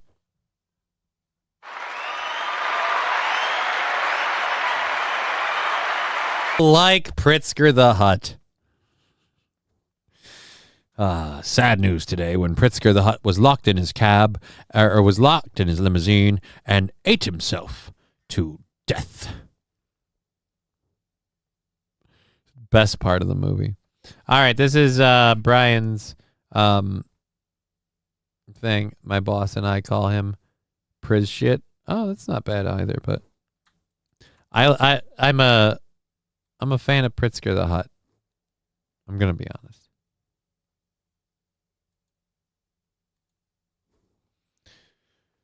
Illinois Governor J.B. Pritzker calls for a pause on Operation Midway Blitz over Halloween weekend. Kristi Noem responds, no. Illinois Governor J.B. Pritzker called on the U.S. Department of Homeland Security, Kristi Noem, and President Trump. So again, you're saying illegal residents should be able to go out and collect candy and not worry about it. No, it's not. Pritzker held a news conference Thursday morning in Springfield to criticize federal agents' actions and escalations against civilians during the enhanced immigration enforcement in Chicago and Illinois. He said that Mr. Trump and Noem have repeatedly said they are going after the worst of the worst. Federal agents instead appear to be executing indiscriminate sweeps in Chicago neighborhoods and releasing tear gas and detaining nannies, construction workers, landscapers, and U.S. citizens. Ooh, and U.S. citizens. Okay. Are they just picking them up, or are those U.S. citizens fighting with ICE at the time? He spoke in detail about the incident in Old Irving Park last weekend as children were on their way to the neighborhood's popular Halloween parade. Federal agents deployed tear gas just before 10 a.m. in the 3700 block of Kildare Avenue as families prepared to attend the parade and then a nearby Halloween celebration. Residents said agents started focusing on a landscape worker who they detained as the community flocked to the area, chanting, blowing whistles, and filming. The agents released tear gas on the residential streets. Yeah, they just showed up and started protesting what the cops were doing. The cops were fighting back. Remember when that was, well, fuck around and find out if you're going to fight the cop with COVID? It's just, but now, yeah, okay. Residents said the agents started by focusing on the landscape worker. We covered that. They had no criminal target in their sights, said Pritzker on Thursday. It was just the next neighborhood on their list to terrorize. What do you mean they had no criminal target? So you're saying the landscape worker was a U.S. citizen? Pritzker said 3 people were detained in Old Irving, 2 of whom were U.S. citizens. So did they release the U.S. citizens? Again, if you can prove you're a citizen and they let you go, then I don't see the problem. In the wake of the incidents and more, Pritzker said he sent a letter to Noem and DHS leadership to pause immigration enforcement activities in Operation Midway Blitz for the duration of the Halloween weekend. Okay. So yeah, I'm asking for basic human decency. Dad, weren't you like a slumlord?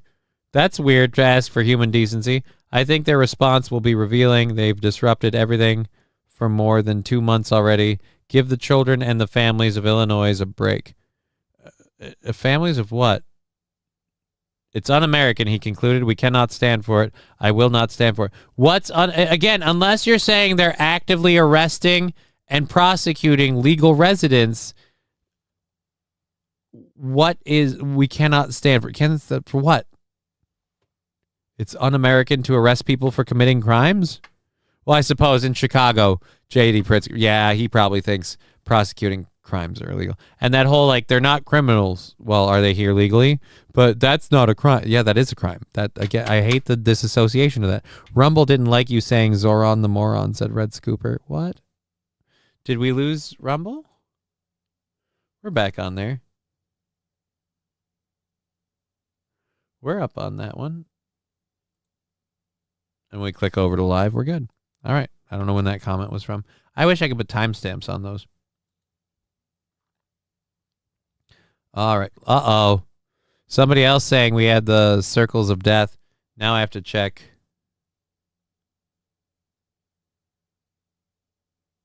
Let's listen. And we click over to live. We're good. All right. I don't know when that comment was from. I wish I could put timestamps on. Yep. Nope. It's good there. What about YouTube? Did we lose YouTube?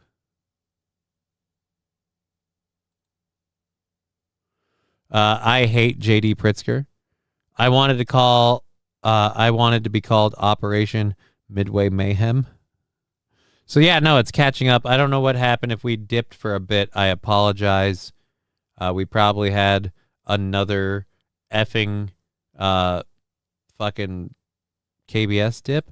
Or it might not have anything to do with me at all. My bit rate's been super solid and it hasn't disconnected at all. So if anything else happened, it's on the other ends. Do we still have audio here? My bit rate's been... My audio is shit. Audio is shit. Audio is fucking way too high over there. Oh, that was because I had mine up. Duh. My voice sounds like crap on Twitch. But so far, even Twitch saying we've been good. Yeah, it's bullshit. JD Pritzker, like again, correct me if I'm wrong, but wasn't he running a bunch of low income housing and kind of a slumlord? Or am I confusing him with somebody else? I could have swore he had a history of like slumlord properties. Which to me would be funny if true. Actually, let's just look it up right now. Fuck it, we got a second. He's the one who removed the toilets. He is! Okay, so yeah, fucking for him to call out basic human decency, for that giant turd, like, I would love someone to interview him. Like, you recently said that closing this is just basic human decency. Yeah, just basic human decency. So how does that, how do you put that, how does that conflict, or does it even conflict with the fact that you literally removed toilets from people's homes so you could drive down the property value? It seems like to be that kind of a slumlord, you already don't have to have no shits for human decency. So, but yes, of course he clutched his pearls. The internet's freaking out about this, so we're going to play this because it's fun in a second. Donald Trump received an award from Korea. South Korea has a high honor that is called the Grand Order of Mugwa, or Mungwa. Mugungwa? I don't know how to say that word. It just, there are too many vowels, and the consonants arrangement doesn't make any sense. It just sounds like I'm trying to gurgle. It's weird. Anyways, so they have a high honor that they give a very select group of people. And I don't know if this was intentional. I don't know if he earned it. I don't know if it's just a troll. But it pulls off being a troll for anyone who loses their shit about no kings. Because the honor is literally a giant crown.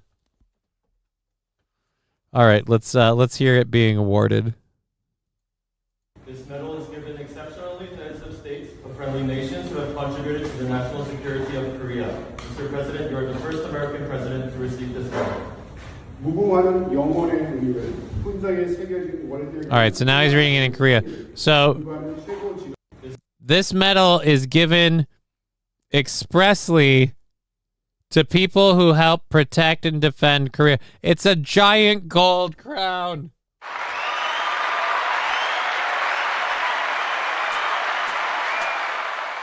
I was hoping it's in a big glass case. I'm guessing he won't actually wear it. I was hoping he'd take it out and wear it for a hot minute. He got a giant golden crown.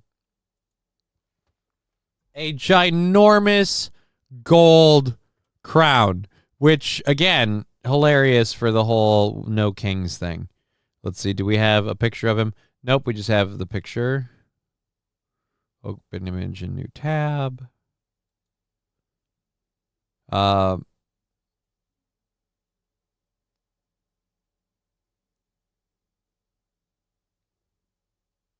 Donald Trump is responsible for citizens of South Korea, highly skilled professionals, enabling our auto plants being waist chained and ankle shackled onto prison buses. No.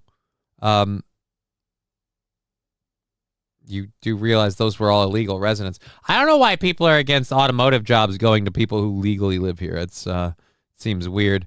But the internet was not happy. I'm looking for any other. Yeah. All right. We don't have. He doesn't actually wear it. So yes, he was awarded a giant golden crown by South Korea.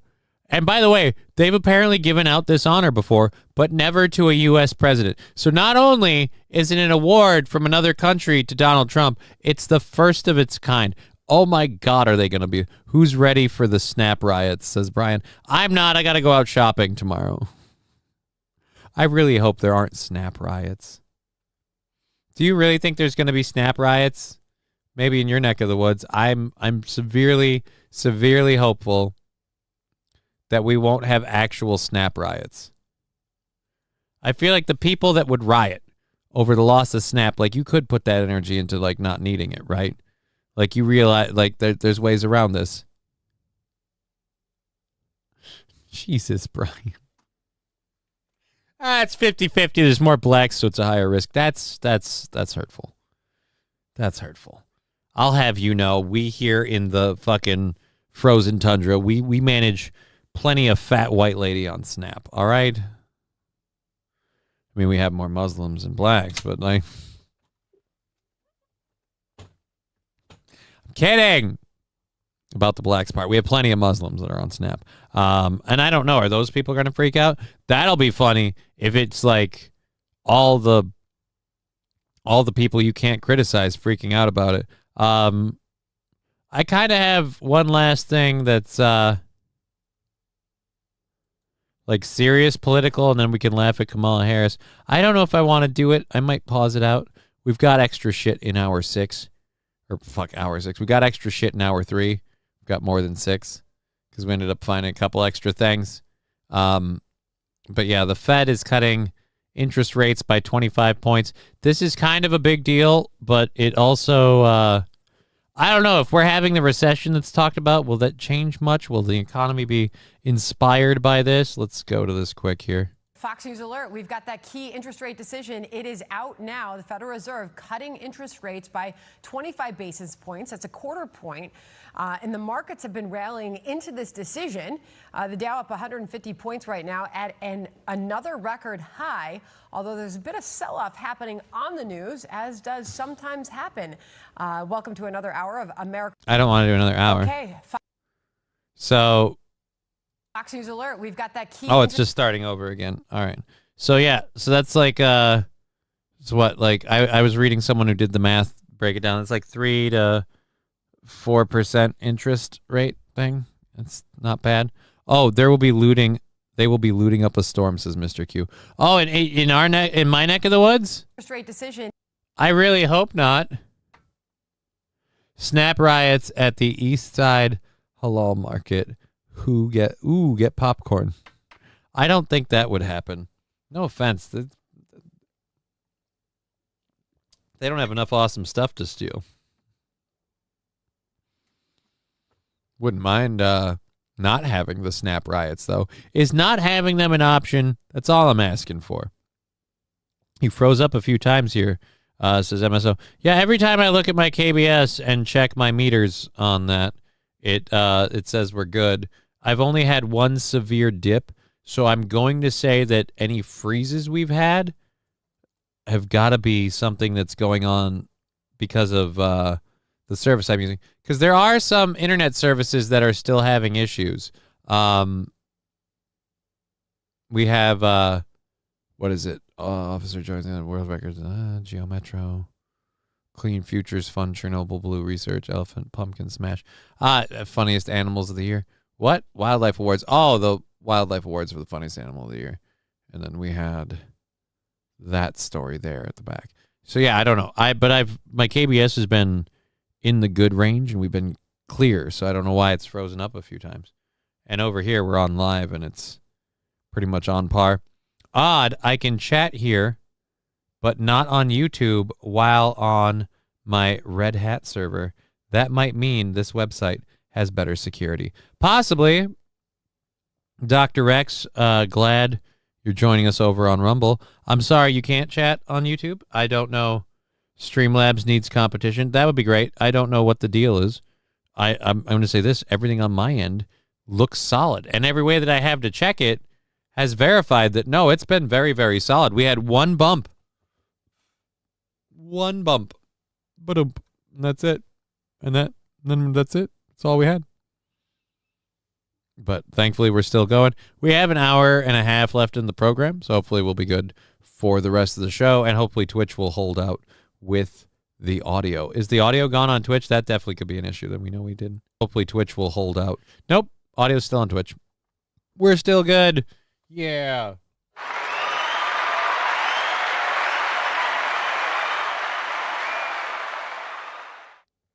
So oh, dude, I forgot to switch the background. This is the me and Lanny background, the nice, cool, chill, relaxing background. Forgot to switch that. Alrighty. So we're caught up with everything. Snap riots at the east side. Yep, we covered you. Good. Okay, so hour and a half left in the program. Pinned at the top if you want to support the show. Doesn't really seem like we're making a big movement on that goal, but hey, it's for tomorrow for $20. I'm sure we'll be fine. We have a bunch of stories of lighthearted stuff in the third hour, which will get us through the rest of the show. But before we get to that, the Fed cut interest rate thing, we covered you. This is our last big political thing. At least let me double check. It is, right? Yeah, this is our last big serious political thing. And then the rest of the day is like, hey, let's have fun. Like, let's have fun with fuck around stuff. And even then, this is fucking hilarious because Kamala Harris has never done well in interviews. I don't care where your politics land. Kamala Harris has never done well in interviews, and she's being interviewed by an Australian lady, and props to the Australian lady, like a rabid terrier, she will not let Kamala Harris dodge the question. I wish people that interviewed our politicians on this side of the soil were as aggressive about catching them in their bullshit as this lady. And then to put it on him wasn't his refusal to recognize his own frailties the reason that you faced a nearly impossible task? I ran against Donald Trump for president, and Donald Trump ran on a platform that was in large part, I believe, misrepresenting his intentions to the American people. I do believe. Okay, look, I actually can agree with her on that. I believe he ran on making a bunch of grandiose promises, and I now question how serious he was on delivering about those promises, but solely because hindsight is beautiful for you to go, hey, he said he'd do this stuff and he didn't. But I don't think that's what she asked you. Magic 8-Ball, Johnny, I just got back from the future. These will indeed be known as the Great Snap Riots of 2025. Can we call it well, we had the Summer of Love when we burned the city down over George Floyd. So if we burn it down over Snap, should we call it what, the Winter of Starvation? The Sounds of Silence? It was the sound of silence.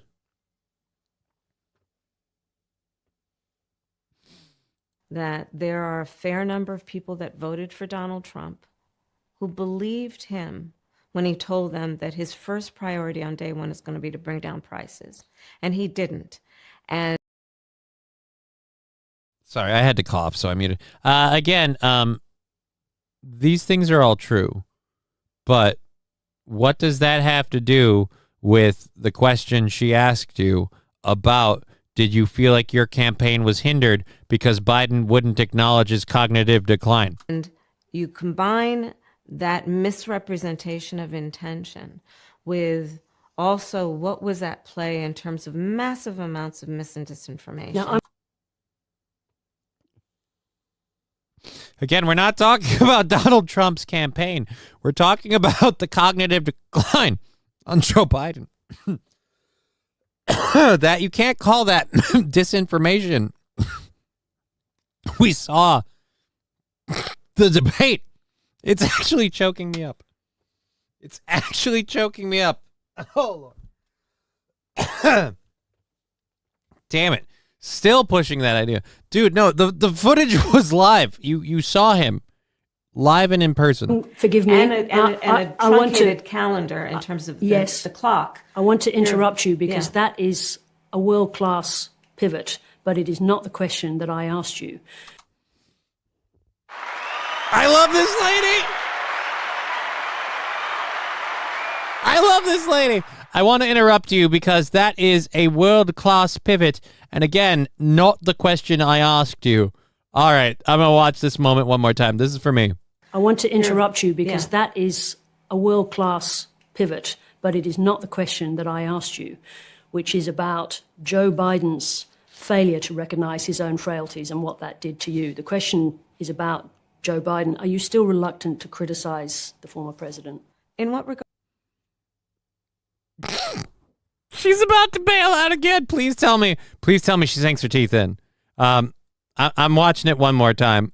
Failure to recognize his own frailties and what that did to you. The question is about Joe Biden. Are you still reluctant to criticize the former president? In what regard, please? Well, just in terms of that question. So you went on. What exactly would you like to ask? What exactly would you like to ask? Oh, my God. Hey, is she not speaking clear enough, Ingy, for you? What she said, Kamala Harris, is, did Joe Biden refusing to acknowledge his cognitive decline negatively impact you and your campaign? That is her question. Now, you can keep pretending that you didn't see it and that we didn't see it and that it was never a thing, but you can't just, oh, God.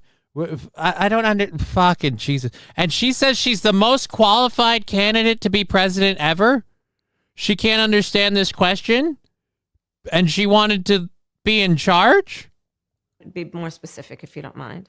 Okay, more specific. Was Grandpa Joe, like, crapping his pants, drooling out the side of his mouth in the middle of a debate? Did that make it harder for you to run for president? Remember when Kamala answered her phone that didn't ring? Yeah, we could have fun. Snap NATO. Ooh. MSO, I'm going to say this. If we have massive riots, I like Snap NATO.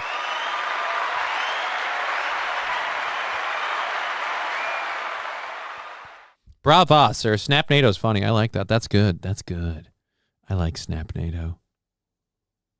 That is a world-class pivot. Epic. It is. It's an amazing pivot. It's unbelievable that she got that pivot in there. And I love that we held her to account for it. I think we're going to probably tap out on this soon. Do we want to go for the whole slog? Because, again, you look really, really dumb when she asks a very basic, plain-worded question. You pivot, and then your cover-up is, what are you asking exactly? Asking if his cognitive... Like, that'd be funny if she just kind of looked, like, baffled and went, well, I'm asking if his cognitive decline negatively impacted your campaign. That's all she's asking. I'm asking if his cognitive decline and his failure to admit to it negatively impacted your campaign. These are not talking points. These are literal facts. You can argue when cognitive decline became an issue for Joe Biden. You can say that his cognitive decline didn't negatively impact his job performance. I don't care what any of that is. But all of us saw the debate and the way the Democrats immediately responded to it. His cognitive decline became an issue right then and there. They kicked him out and put you in. Did that make it harder for you to win president? Yes or no? Joe Biden's decision, his failure to recognize his own frailties in that position that put you in the position that made it almost impossible to win that race. He was not frail as president of the United States. But he had frailties. He was not frail as president of the United States. Then why did they put you in? Why did we kick him out after that debate and put you in? Obviously, you weren't a better choice. That's why we went with him over you the first time, isn't it?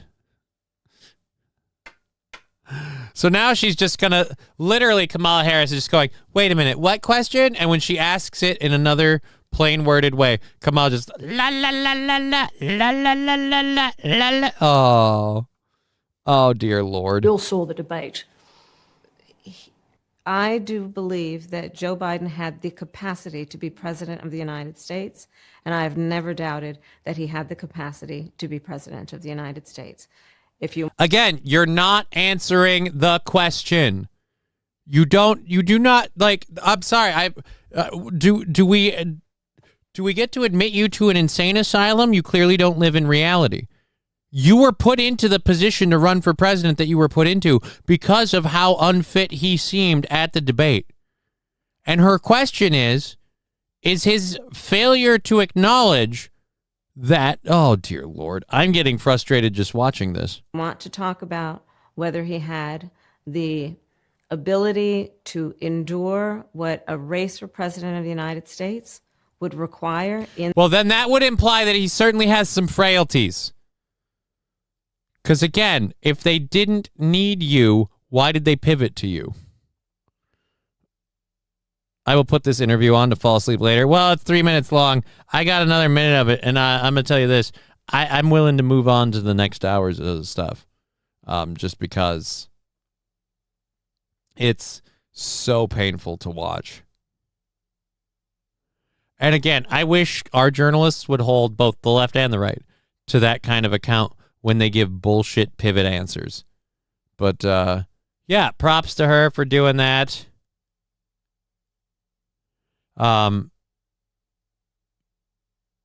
So, yeah. She admits Biden was incapable of handling his presidential role. Throw him under the bus. It will tick off Biden. I don't fucking care about that. Yep, clear that out, so we're good there. Caught all back up with our stories and stuff. Yeah, so once again, I don't know why they let her talk. I feel like the Democratic Party as a whole needs to just call Kamala Harris and go, okay, so you keep doing this thing where you go out and you speak. You need to stop doing that. Dear Lord, Mr. Q. First of all, I want to make 2 points. One, Mr. Q, until after I complete reading that statement and then think about it and think about you as the source, I had no idea where that was aimed. And then I had to put it into context. 2, just clean the cum out of your ears and mouth and answer the question. That is just graphic and offensive. She did not have a single smidge of jizz in her ears or face in that entire interview. That video was crystal clear. Her face was clear and clean as a baby's backside. Pre-dump. But her speech and her answers were full of shit. I kind of like how that went. I kind of like how that ended up going. I didn't intend to do that, but that is fun. That was fun. Great. All right. So, yeah. So the economy might be bouncing back with interest rates lowering. But then again, plenty of things happening that make me wonder whether that's the case or not. And according to some, we're supposedly on the verge of a recession. We have a bunch of fun stories for the last hour of the program. So let's do mass loading and see if that's what lags us out. Caught up? Nope. KBS still good. Looking good over on Twitch and everywhere else. So everything else is working just fine. And we're all good on all 3 platforms. Thank you for joining us on all 3 platforms. We're going for another hour and a half.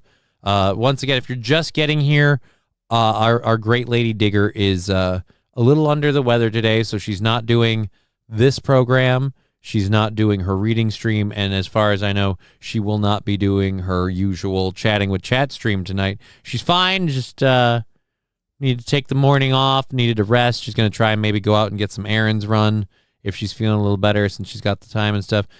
She will be with us tomorrow on the Halloween extravaganza stream. So I want the PBR Godzilla stuff so bad. PBR Godzilla stuff. There's a Godzilla Pabst Blue Ribbon. Now I'm literally going to Google that. What's PBR Godzilla? Let's search that out for you. PBR Godzilla. PBR Godzilla. Pabst Blue Ribbon pairs up with Godzilla. Oh, really? All right. Images. Open image in new tab. Open image in new tab. And then go back to all. And let's look at this story. All right. So Attack PETA. I don't know what that means. PBR and Godzilla have announced that Godzilla would appear on more than 60 million cans and boxes of its beer this fall. The pair raising more than a few eyebrows for this institutional American lager brand. The collaboration made perfect sense. Pabst Blue Ribbon has always been a beer for makers, dreamers, and subcultures that thrive on creativity, says Rachel Keaton, the senior brand director at Pabst Blue Ribbon. From sponsoring underground art competitions to reimagining its packaging, through its long-running art can series, PBR has constantly turned its blue ribbon into a badge of authenticity, she says. In teaming with Toho International and the King of Monsters, the brand found an unexpected but perfectly aligned partner. The partnership celebrates Godzilla's 70th anniversary and continues PBR's commitment to collaborating with artists who reflect its independent spirit, Keaton says. For the release, Pabst worked with Attack Peter, not by accident, but because his reputation in the world of printmaking and genre art precedes him. Peter's rise began with Godzilla lino-cut posters for Mondo, which sold out almost immediately. According to Fangoria, Peter has also worked with Marvel, Sideshow Collectibles, and other pop culture collaborators. Now with PBR, his black and white illustrations remained Godzilla, Mothra, and Mechagodzilla, and King Ghidorah, turning each into a collectible piece of art. All right, so let's go close that out. Oh, these are small pictures. I wanted them to be larger. Can we? There we go. That's not bad. We can do that. Boom. So these are the cans. So I got a question for you, Brian. Say you get the cans. Say you do it. You get the pack. You get the cans. Do you keep the box and the cans? Do you just keep the box? Do you keep the face of the box? Do you drink the Pabst Blue Ribbon, or do you leave them sealed? Because, like, I won't say who, and it is not me, but I do know a person who has several bottles of Nuka-Cola, and they did not open them. Like, that's the part that, why do you want to keep? St. Caesar, hey, Johnny, nice cans. They're not mine. It's Pabst Blue Ribbon. I don't understand. Do you drink them? Do you? I keep losing the show, says Sandy Squatch. I apologize for that. Oh, dear Lord. Oh, KBS now spiking.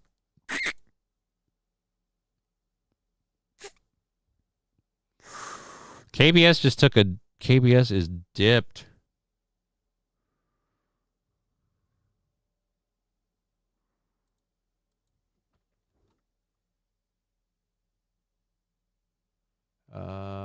Did I keep losing the show? Drink the beer, clean the can, cut out, and laminate the side of the box. That's a very clear answer. KBS just dipped, not returning.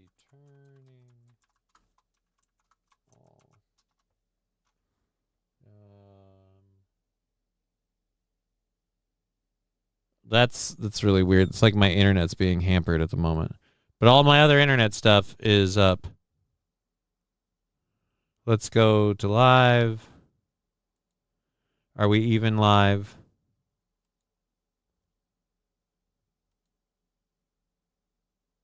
Have we disconnected?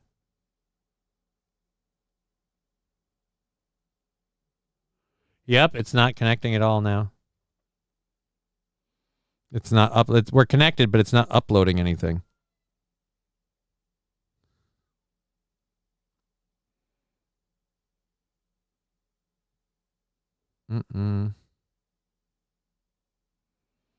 Now it's up to 8,800, or not 8,800, 1,275, 967. Damn it, 1,163, 857. It's been slowly climbing back up. Come on. Now it's back over there. I don't understand. Do you drink them? Do you? I keep losing the show. Yep, now there's that. Let's go to live again. Now we're back up.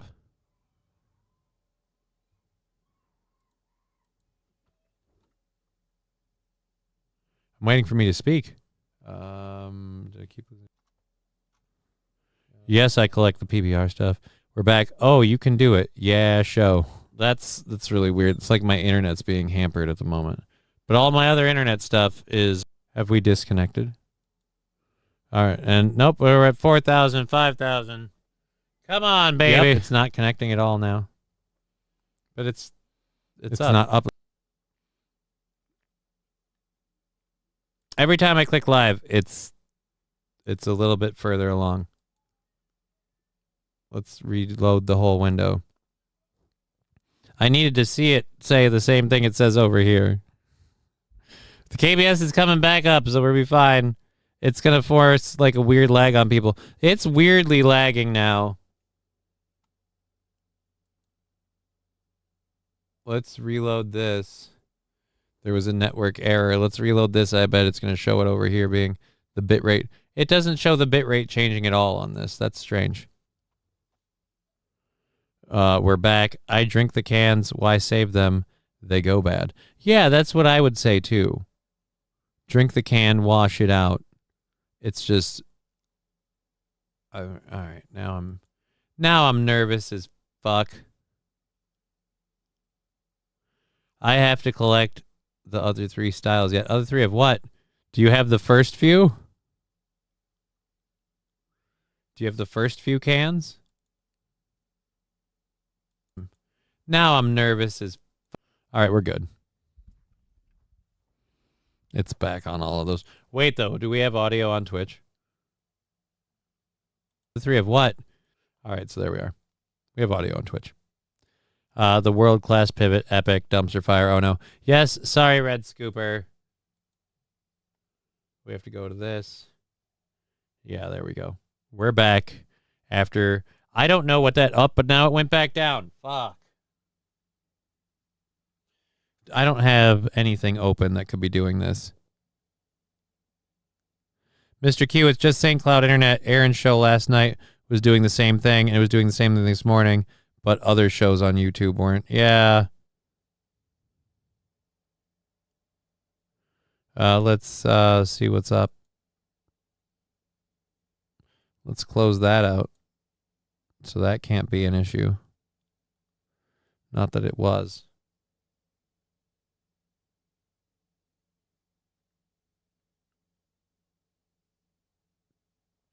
Jesse, yes. Yes to what?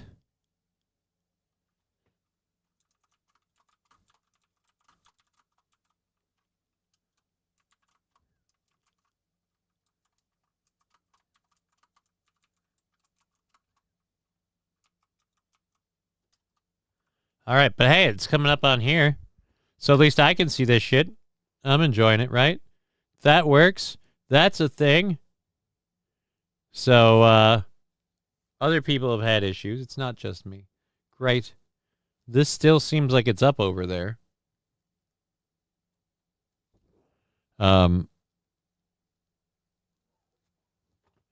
we're up and we're doing the show because it's still going. God damn it. It's still going. I'm not going to give up on this thing unless it craters again. And this is the other part, too. Rumble and YouTube don't give me bitrate monitors, but I have a bitrate monitor for Twitch, and it's saying nothing's been a problem. It's saying it's been fine this whole time, even right now, which doesn't make any sense. I enjoy my PBR. I'm like the old guy and grumpy old men. I don't drink light beer. It's piss and foam.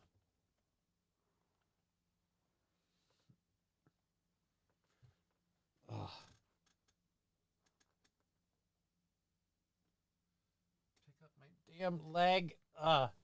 I don't agree about it being piss and foam. We are up. Fuck it. Do it live. I mean, I'm trying to. But I don't know. Is PBR a real beer? Like, I mean, you can always get heavier, darker beers. Like, Guinness is even darker. Like, I don't drink light beer. Like, okay. But is that really beer, or is it just PBR? We just played a game of MechWarrior Online through Steam on a Red Hat Enterprise Linux everything server. Okay, I don't know what that means. Is it just me, or was Rumble fine the entire time? It has skipped a couple of times for like a millisecond, but that's all. No refresh. There's been a couple of places that are fine. RKBS is back up to normal. Twitch is reading RKBS, finally reading RKBS as having cratered a bunch. So I guess Twitch is just catching up. But everything is fine. So we can keep doing the show for another hour. And we would like to try. I feel weird asking to bank out that last 20 that we have for tomorrow. If you'd like to, we'd appreciate it. But either way, glad to have you. Sorry that the thing got... It's weird, too, because it's been fine all program long. And now we start getting instability issues. Kind of a dick move. Kind of a dick move, Internet. All right, so we have all our stories loaded up. We have a new world's largest pumpkin. Wait a minute. I thought it was the world's largest pumpkin. Okay, never mind. It's the largest pumpkin. Apparently there's some British dudes. Dear Lord, this is loud. And Facebook videos. I hate how you make your shit work. So horrible. So Ian and Stuart Patton grew this thing. Didn't we see this already? I could have swore we did this news story already.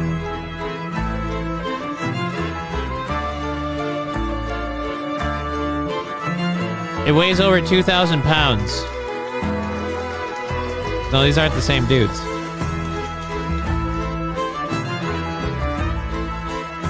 They also set up a large squash mosaic, a tribute to Ozzy Osbourne. So they do a lot of funky stuff with gourds.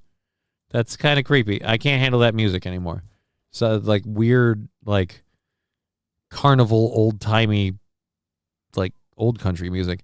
Just do the show in black and white. We don't need Technicolor. Is it black and white? It doesn't look black and white on mine.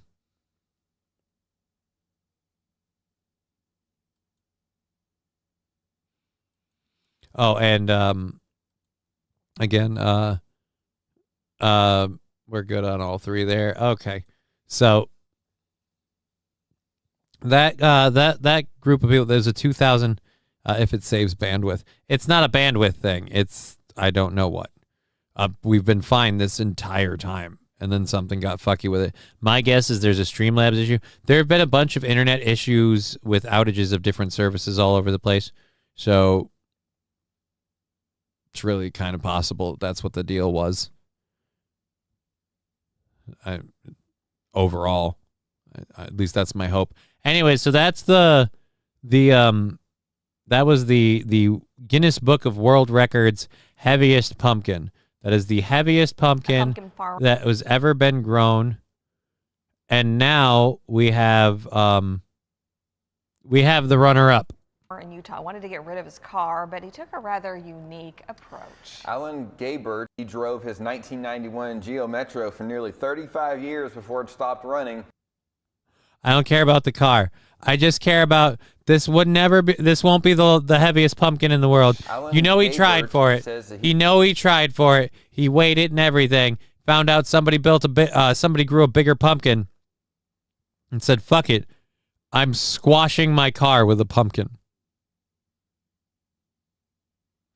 So, I'm squashing my car with a pumpkin. He drove his 1991 Geo Metro for nearly 35 years before it stopped running. Saint Caesar, do you have your bitrate settings to high on Twitch? I have a follow-up question, Saint Caesar. Why do you bother asking? You don't know two fucks what you're talking about. 2,000-pound pumpkin dropped on car. No, it's under 2,000 pounds. The one that won the medal was 2,000 pounds. This is just a hilarious mess. Now, we've got a lot of squashed pumpkins here. What's up with the other? This is not all pumpkin debris from this one ginormous motherfucking pumpkin. By the way, it looks more like a giant piece of flatbread from this angle, both in color and consistency. For nearly 35 years. Boom. Squished the car and chunks. Before it stopped running, which he says was his cue to drop a massive pumpkin onto the car. So he gathered his community to watch and dropped a... He gathered the community to watch, removed all of the windows, at least I hope, and then put up kind of a fencing so they didn't get any debris. Dude, what if someone got hit with a seed from that and it was like a ballistic? I don't think it would be, but if he didn't get rid of the windows, glass shards be everywhere. 2,000-pound gourd from 14 stories in there. How did he drop it from 14 stories? That's the other question I have. How did we get this thing up to 14 stories to drop a pumpkin onto a car? Before the demise of both the car and the pumpkin, Gerbert's pumpkin came in first place at the Utah Giant Pumpkin Festival. I can imagine so. Wow. What are they doing? They're picking up pieces of pumpkin because they broke it? What's the deal? Goodness. Oh, that's good video. That's good video. All right, cool.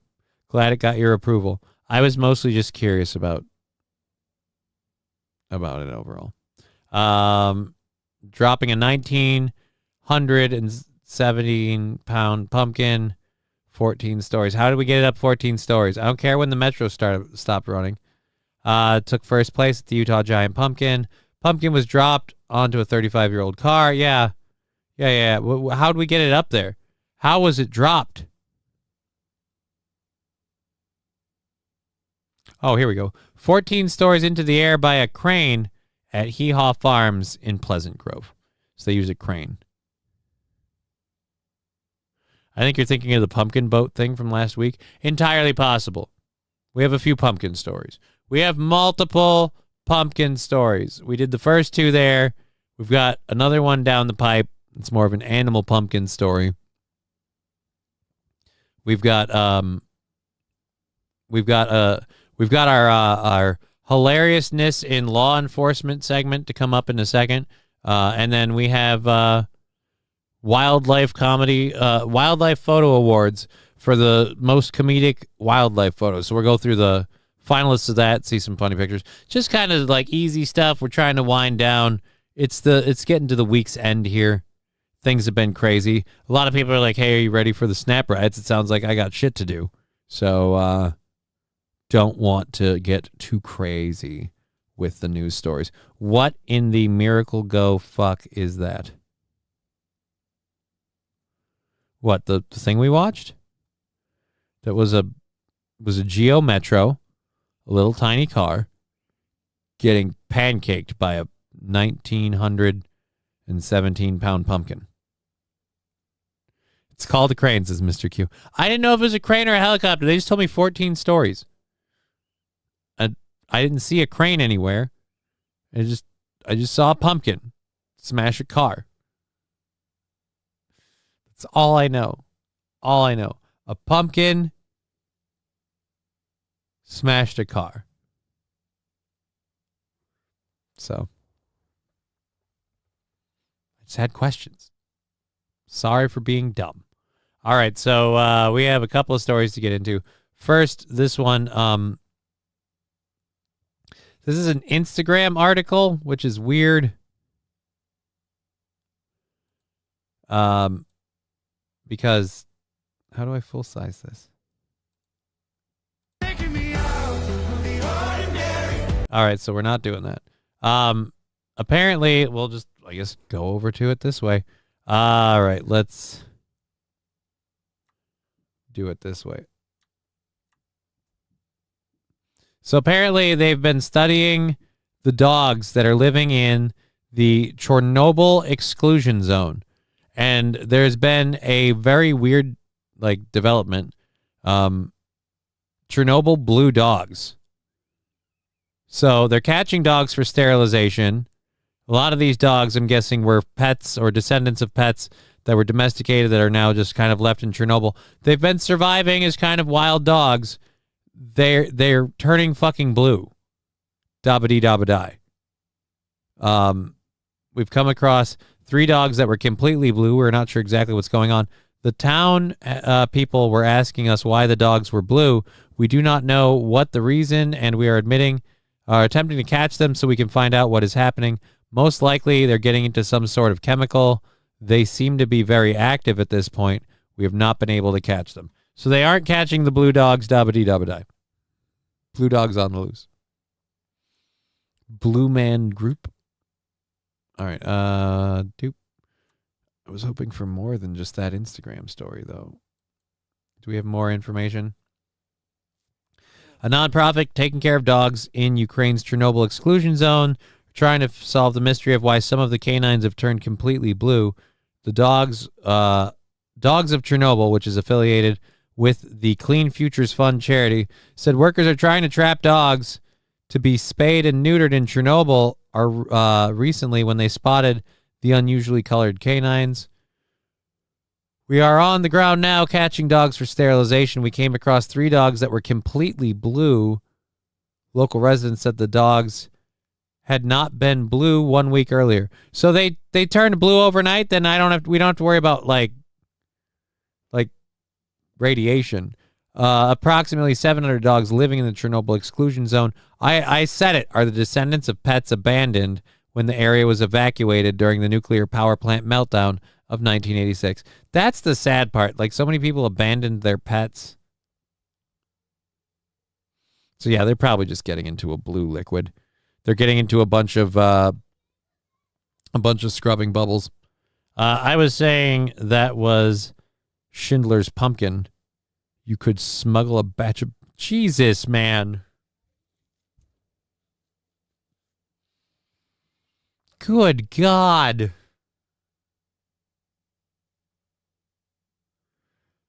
Wow, Rusty Grammar. We have a Rumble chat for comments like that. I get that. How did someone grow a pumpkin that large? Someone grew an even bigger pumpkin to win the Guinness World Record. The Guinness World Record was like 23.96 or some shit. You have to be very careful growing a pumpkin that big. You got to make sure it's adequately shaded from the sun and no insects, because if that, you can't let any of it rot. It's not easy, I'm sure, to grow that big a pumpkin.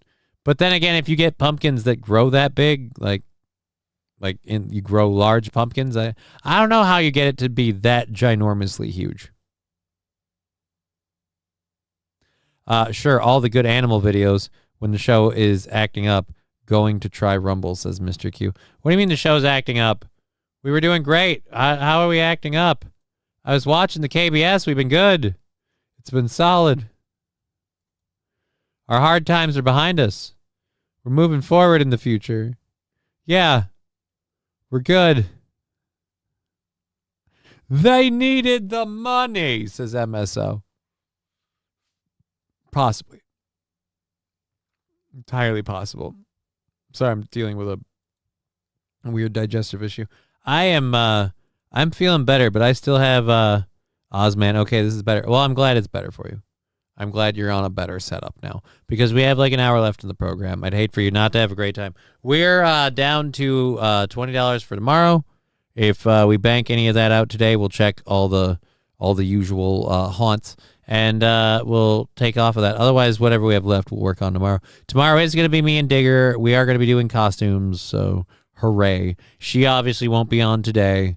This should be like the last time I have to mention this, right? She's not on today. She's not on the show today. She's not doing her stream later. She's feeling a little under the weather, so she's going to feel better. I think it's just something with the internet and YouTube, because it wasn't acting up for me earlier when it was acting up for Sandy Squatch. I'll say this for all the it's acting up stuff. We did have one period of weird KBS issues, which again, normally the KBS, it's down and then it's up and it's down, it disconnects. This time it went down, stayed down, came up a little bit, and came up a little bit, and it came up a little bit, and it just kept doing that, and now it's back up and being good. So it seems like something hit something, and then it came back. I don't know. Tomorrow is going to be a great day. Tomorrow is going to be fun. We don't have... tomorrow is not the GoFundMe show. That's next Friday. Next Friday is the GoFundMe show, where I'm going to be adding, for that show only, because I'm not hanging on to this stuff, for that show only, I'm going to be adding Carolina Reaper salsa in either 2 or 3 scoops. I'm going to probably have to go out this week and get the backup salsa, and then I'm going to use the rest of it that I don't end up eating on the show. Use the rest of it to mix into a regular salsa and just take like a super mild salsa and kick it up a notch, because dear Lord, that stuff be so fucking potent It hurts my brain. It clears my sinuses. It's just, wow. Really potent stuff. And it's a liquid, so it coats your throat. You can't get anything done. If you don't look that closely, it could appear like Ozman. Yeah. It's Mr. Q. I get it. QZ man. Qsman. I don't know what it's supposed to be. What do you want from me? There's like an hour left in the show. I am starting to get hungry and I'm fading fast. I just want to take a nap. I don't know what you want from me. So yeah, the dogs in Chernobyl are blue. We did that story. Let's kick that out of there. We got one more animal story, and it's pumpkin related. Or actually, no, we got two more animal stories, one more pumpkin related story. But before we get to those two, we'll kind of save those for the end of the program.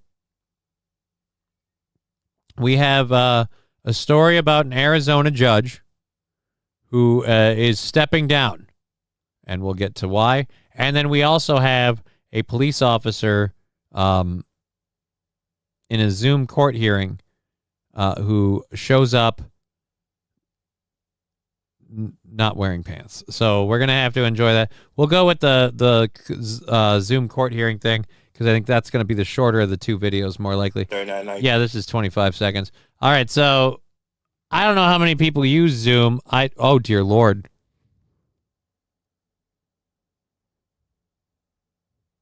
I assumed it was going to be subtle.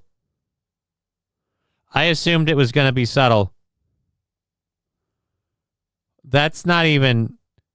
Dude, what part of you thought this would be okay? Out of the 12th precinct. All right. He got an Oscar camera, Judge. You got some pants on, officer? Dude, I love that. Did he just say cuz? You got some pants on, officer? He got a little bit into his he stopped being he got a little informal there. Officer? So they're in the Officer? You got some pants on, officer? He did. He got really informal there for a minute. Camera, Judge. You got some pants on, officer? So they're in the No, sir. Officer. No, sir. No, I'm not wearing pants.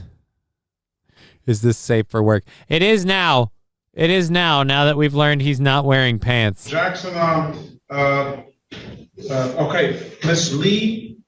To Jackson. Oh, dear Lord.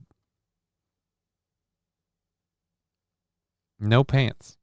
It's totally safe for work. You don't see anything. His hand is thankfully hanging down in front of where there would be an issue. And we don't know about the underpants situation. We just know he answered a Zoom call not wearing pants.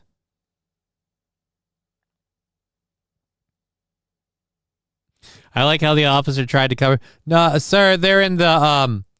No, sir, because he realized it doesn't matter if they're in the wash. It doesn't matter if a dog shat on them 5 seconds ago. There's no explanation that justifies the not wearing pants. At Hooters Girl, yes, you're absolutely right. Always do the camera preview. Always double check your feed before you join. Make sure you know what they're seeing. Make sure you know what's going on. Always double check. And I mean, he could have moved the camera to his chin level. He did after he got caught red-handed, after he was depantsed. I don't know what we want to call this. After he got caught pantsless, yes, he did move the camera up to a higher, more acceptable level. I'll also say this: that police officer proves what my not here today co-host would say. Pants are prison. Pants are indeed prison. What was he doing before the Zoom call, says St. Caesar? I don't know. Apparently washing his laundry, and he didn't finish in time. That's what I'm going with. And anything else would just be gross. Why would you think such a thing? That'd be disgusting and abhorrent. I will not stand for it. It's just not okay. All right? Try to believe in betterment of people, in the better of people. Asking gross questions. Who wears the pants during a Zoom call?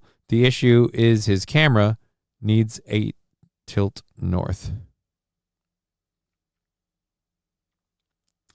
I wear pants during Zoom calls all the time. I'm wearing pants right now. I don't mean to brag. I might not be dressed the best if I were going outside, but for being in a home, I'm wearing pants.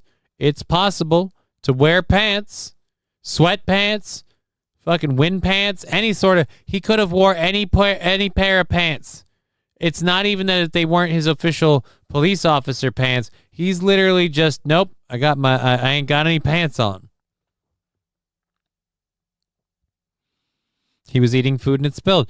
Perfectly acceptable reason. It's just, again, I'd either deal with the spill or, I don't know, get a different pair of pants. I wear pants, but that's because I have other people in my family to worry about. Yeah, I live with a little kid. I'm wearing pants all the time. If I'm awake and I'm out of bed, I'm wearing pants of some form at all times. QZ man. Hell yeah, getting a new grill, headlight, and hood through insurance after I smoked a turkey at 55 miles per hour. Might as well make the claim worth it. Yeah, dude, good for you. Sorry you smoked a turkey at 55 miles an hour. That sounds not awesome. So that sounds way not awesome. All right, so we have... What do we have left? We have an hour left in the show. I'll be honest. I've got 3 stories left now. I'm kind of running out of road. I didn't expect to move through all of them as fast. I was hoping that the Zoom call thing had more to it. I didn't realize how quick of a hit that was.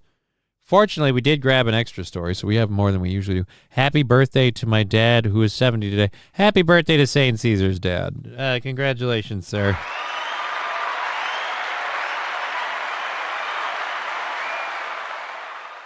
I don't really have anything in here, and we don't need to reload it because we haven't had any big donos to salute, so we've been good. But I do need to get the 421 ready for our typical 420 salute. But yeah, all right, great for your happy birthday. I am always just decked out in my Canadian tuxedo, blue jean from head to toe. And I only smoke turkey in the smokehouse. Jeez. Yeah, I only smoke turkey when it's ground. And actually, no, I don't smoke it. I dehydrate it. I only dehydrate turkey when it's ground, and I make little turkey chews. They're really great. Like practically powder.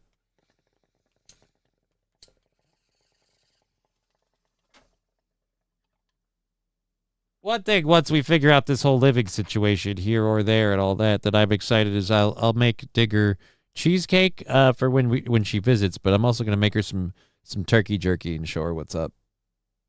All right,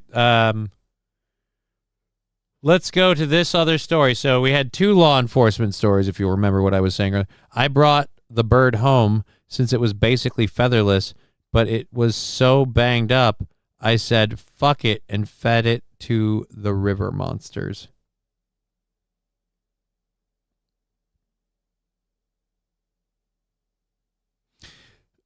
It's not surprising if you hit it and killed it and hit it at 55 miles an hour. A deer is not going to do well.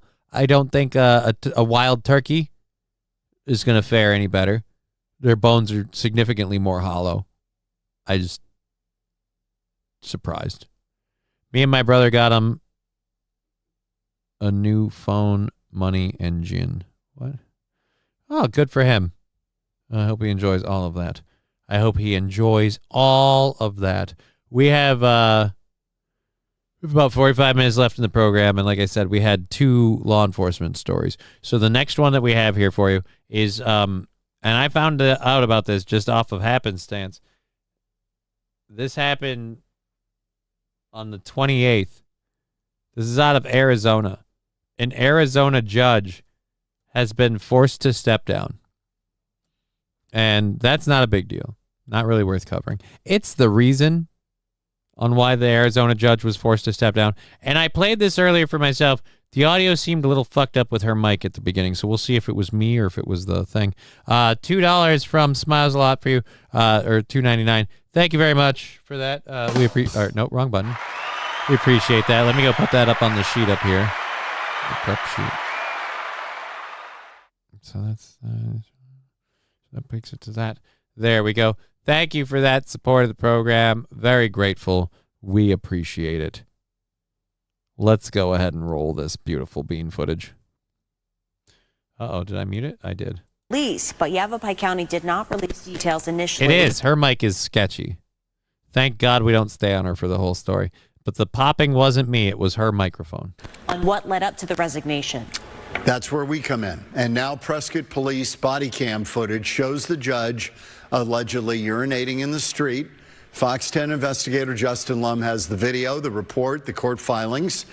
The video, the report, the court filings. I'm going to use your video because if I had it, it might not. You guys will blur it out. It's the TV. You won't show anything in probes. We have the video.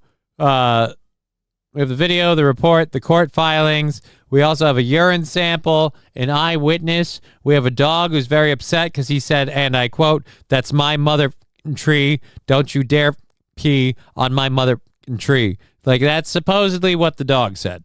After confirming the identity of the public official. What are we doing? This is disgusting. It's just after 1:30 in the morning on October 4th, and the woman who just pulled up her pants, sitting on the bench, is now face to face with Prescott Police. She is Judge Pro. She had to cop a squat, so she watered the bushes. Hey, man, I was expecting this to be a guy. Who let the dog out? What are you talking about? Oh, that's mean. That's mean. I was expecting this to be a dude. No offense, and I'm going to say this again. Extra points for female public urination. That is way harder to achieve. Like, guys, it's really easy. And that's why I assumed it was a dude. Because a guy, you just fucking whip it out and do what you got to do. A woman, I'm shocked, says St. Aaron. Brian, is that a judge? Not anymore. Not anymore. She literally pissed away her own career. She literally peed away her own career for the want of dry pants and a saturated bush. She is now looking for a new line of work. This is disgusting. It's just after 1:30 in the morning on October 4th, and the woman who just pulled up her pants, sitting on the bench, is now face to face with Prescott Police. She is Judge Pro Tempore Christine Schaff Olson. The location is known to many as Whiskey Row at Montezuma and Gurley Street, on the same block as the Courthouse Plaza where Schaff Olson works. A source who wishes to remain anonymous obtained this body cam footage, providing it to Fox 10. As the officers try to identify her, Schaff Olson's husband gets involved. Are you her husband? Yep. Okay. Can you hang out over by the cab for me? Nope. Come on. Yeah, you can, because I'm conducting an investigation. For what? Because I just saw her puking and urinating, exposing herself to several people. That wasn't her. That's Jason. Nope, that wasn't her. I got bad news for you, buddy. That totally was her because she got up from the spot and then sat down right in front of him. Nope, wasn't her. Yeah, no, it totally was her. I watched her do it. Sir. Urinating, exposing herself to several people. That wasn't her. That's Jason Olson, the judge's husband, and also the Parks and Recreation Manager for the town of Chino Valley. He's the Park and Recreation Manager.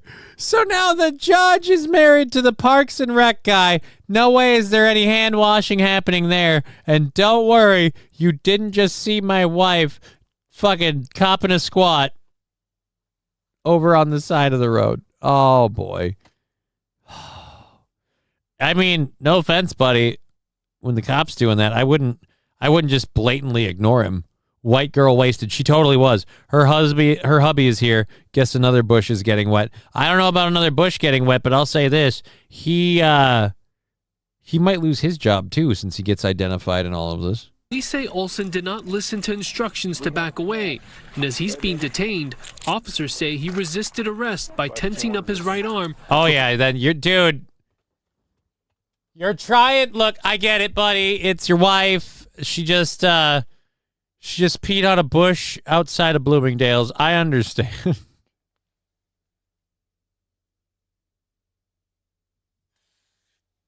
I get it. You don't want her to face any consequences. You're like, let's just extract my drunk wife from this situation. But when the cops are already busting her, you can't do anything. He should be fired. Well, he's definitely identified in this. So if he's not, is the Parks and Rec guy a elected position? COVID taught me how to properly urinate on freeway on/off ramps. Because fuck a gas station.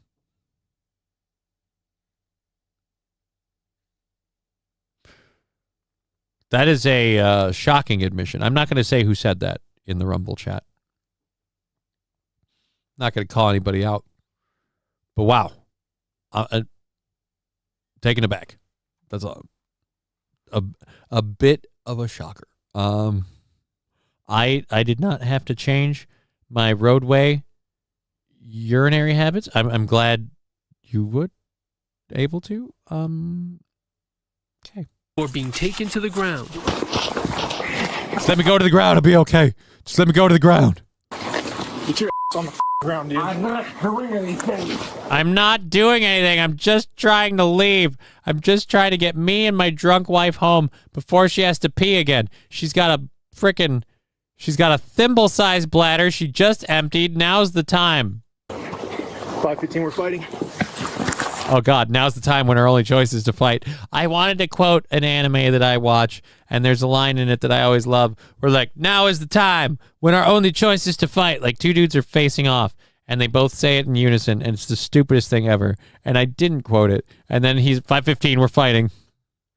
Actually, according to this body cam footage, it is not 5:15, sir. It is 1:40, and I'm going to guess in the AM, it is 1:40, not 5:15. I'm not fighting. She was watering the plants. The Parks and Rec boss told her to. Right? She's just doing his job. He has to make sure the greenery all along the thoroughfares is properly maintained. I'm not fighting. You're fighting. Grab the cuffs. He's doing all of this to draw it out, hoping that the soil will dry and they have no evidence.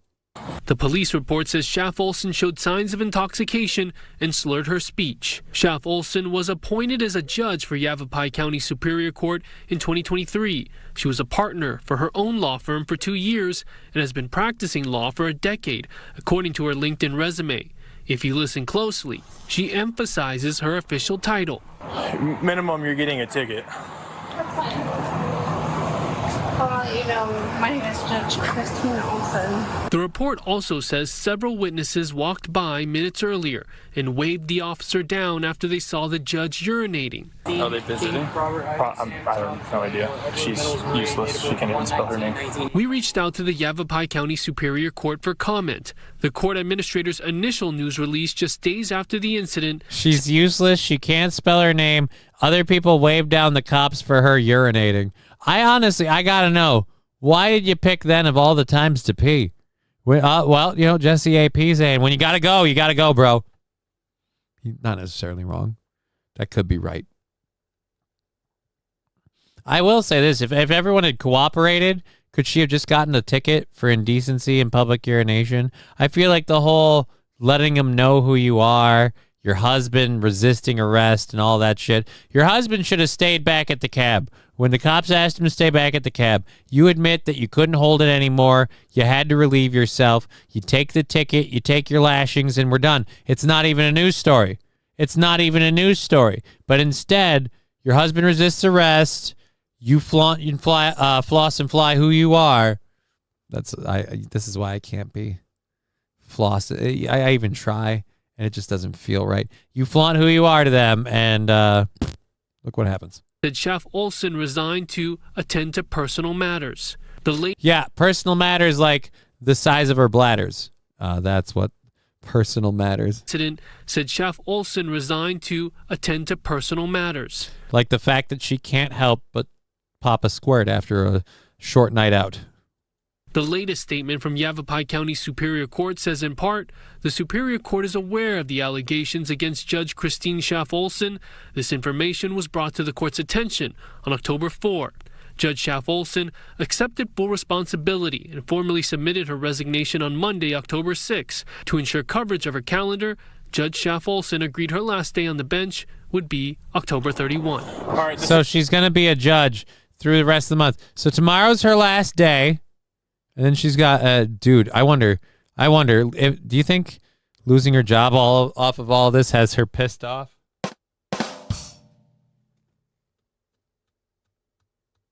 Sorry, I couldn't help myself. I apologize. They're not going to do it in the story. Where are you guys and your cheesy news puns? Boy, I bet she's pissed. The police officer said, and I quote, "You're in real trouble." This is your citation. It's a misdemeanor for urinating or defecating in public, okay?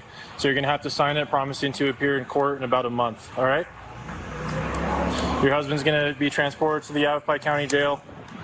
He'll be booked in. Yeah, dude, I feel like your husband really fucking stepped it up a notch, and you'd be doing way better if he had just kept to himself. No offense, you were better off when you were just alone in the alone on the side of the street having a piss. Like when you were way better off. There. Jason Olsen was cited for resisting arrest, interfering with a crime scene investigation, and obstruction of government operations. His employer, the town of Chino Valley, has not responded to our request for comment. Body cam footage shows Judge Schaff Olsen struggling to sign the citation. Nope, right here on the screen. On the screen. Well, on the screen.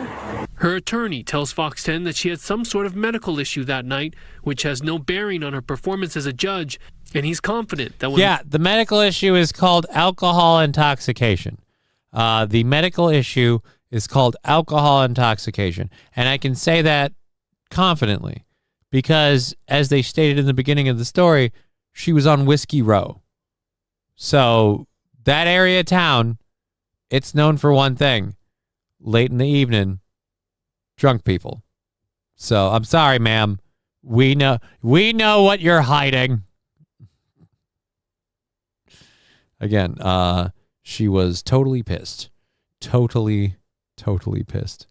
We have two different things left in our stories today. What's that? Assorted stinker best. Oh, fucking best viewers. I hate when I get spams. I need to go pee now, says Jesse. Yeah, we all need to go pee. Let's all pop off and have ourselves a wee.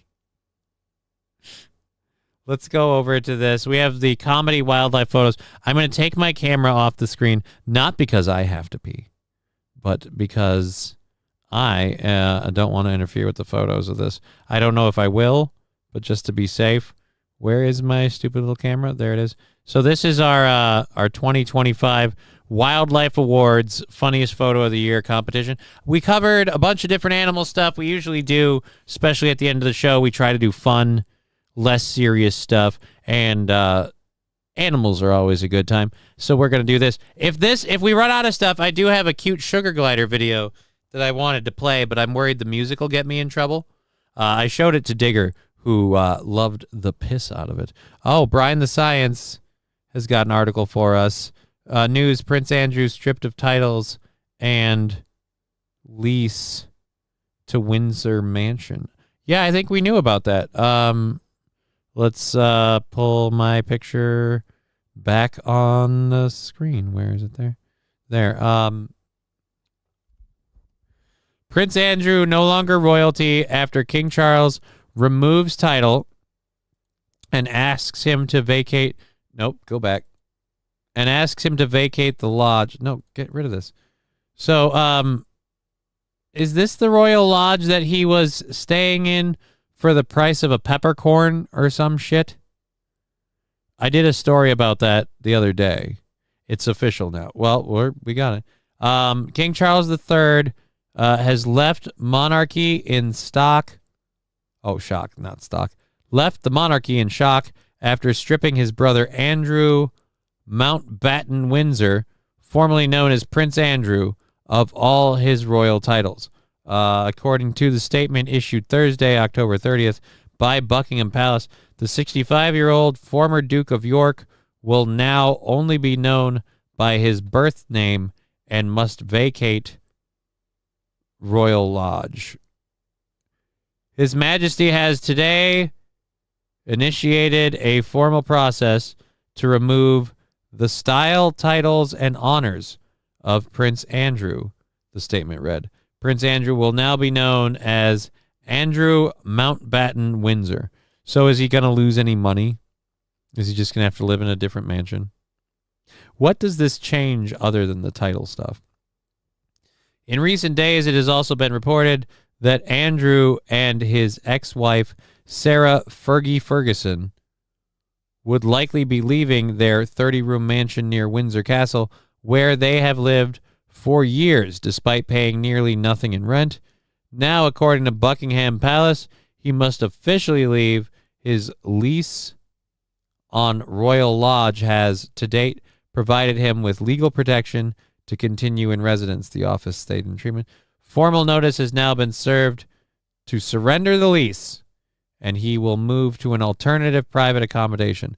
These censures are deemed necessary, notwithstanding the fact that he continues to deny the allegations against him. I'll say this, the Epstein allegations against you don't look good when your own family is kicking you off the well, I don't mean this the way it sounds, but the reservation. Like when they're sending you out and saying, no, you got to go get your own house. I'm sorry, buddy. That's not a win for you. That's really, really not a win for you. So, all right. So Their Majesty wishes to make it clear that their thoughts and utmost sympathies have been and will remain with the victims and survivors of any forms of abuse. All right. So, yep. Under fire in recent days due to his long-term connection with Jeffrey Epstein. It's believed that Virginia Giuffre, Nobody's Girl, the explosive new memoir by his accuser, who died by suicide at 41 earlier this year. Yeah, didn't that's still hinky, right? Like Virginia Giuffre's thing, that's still hinky, right? We don't trust that. Now that this stuff's all coming out, which is weird because at first I was mocking it. I will be honest. I was one of the people that was making fun of it and saying she was a bit grandiose. But now it seems like she might have had a point. You know what I mean? Like she might have had a point. Just overall. All right, let's get back to the Animal Wildlife Awards. I teased it. We should do it, right? I'll take my camera off the screen this time. This would be a funny bit if I take my camera off the screen and someone else links another story. So I have to go, okay, my camera's off the screen. Let's do funny wildlife photos and make fun of weird pictures from 2025. And then I have to do another goddamn camera back on news story thing. Because we do have the space, so we can, if it happens. Well, I don't count Ghislaine Maxwell as what? As a victim? I don't think anyone does. I'm putting my camera back on for that now. You dick, Mr. Q. I don't think anyone counts Ghislaine Maxwell as a victim. It's my understanding that most of us are well aware Ghislaine Maxwell's involvement, if you could call it that, it was always like what would we say? Not willing. What's the word I'm thinking of? Fucking always consensual. There we go. She was always consensual in what was going on. I don't believe for a second that she wasn't. I don't think she's denied that, to her credit. I don't think she's ever denied that she worked with him. She has said that she didn't think he took himself out. It's awfully fun. She doesn't believe he did that to himself. Anyways, let's get back to... I swear to God, we're going to do this. I promised it. We got to do it. Got to do funny animal videos. It's official now, so we got that covered. Okay. Camera off the screen. So, Wildlife Comedy Wildlife Awards. I so far, I'm looking at this photo. This photo doesn't look as awesome. This is just a squirrel. It's not even a flying squirrel. I showed Digger a freaking video of a sugar glider, and she lost her mind. What did I just do? There we go. So let's go down. Comedy wildlife photos of 2025. Funniest animal photos of the year. I'm curious who won the thing. So we've got lemurs. Wow. You guys can't try and put those legs together, can you? We got two lemurs hanging out. This is the squirrel photo again. What's the big deal with the squirrel photo? It's a flying squirrel. So it's a flying squirrel in flight. He's enjoying a good, mid-tree jump. All right. What do we have? Oh, two Komodo dragons or a monitor lizard hugging mid-battle in a Bichon en Mac Park. Oh, so you guys are fighting? You guys were fighting and you decided to hug it out. All right, cool. You know what? No, they're not enough. This one's actually kind of cool. Smoking mallard in Bavaria, Germany. This is kind of cool. The duck's exhaling and it looks like he just had a cigarette. It looks like the duck's French. That's not bad. And fuck it, I'm putting my camera back up. We don't need mine gone. This makes it more entertaining. So the smoking mallard. Are they going to say who won? That looks like he's juggling the monkey. Baboons in play. This literally looks like he's throwing the baboon up. Like he picked him up. Monkey here, monkey there. Monkey see, monkey do. Throw monkey up at you. What else do we have? We have another duck photo. None of these are super funny. Where is the comedy part? I feel like comedy needs action. That's mildly entertaining. You're covering your eyes. I'm getting through these now way faster than I want to because none of these are very funny. This is mildly funny. We've got an expression. It's not that bad. And what the fuck is that? Now I just have a question. What the fuck is that? That looks like I don't even know what the hell that is. We've got two eagles fight. Oh, dude, we've got an eagle karate kicking another eagle in the balls. Dude, Photoshop Chuck Norris's face on this eagle. We need that one. This better win.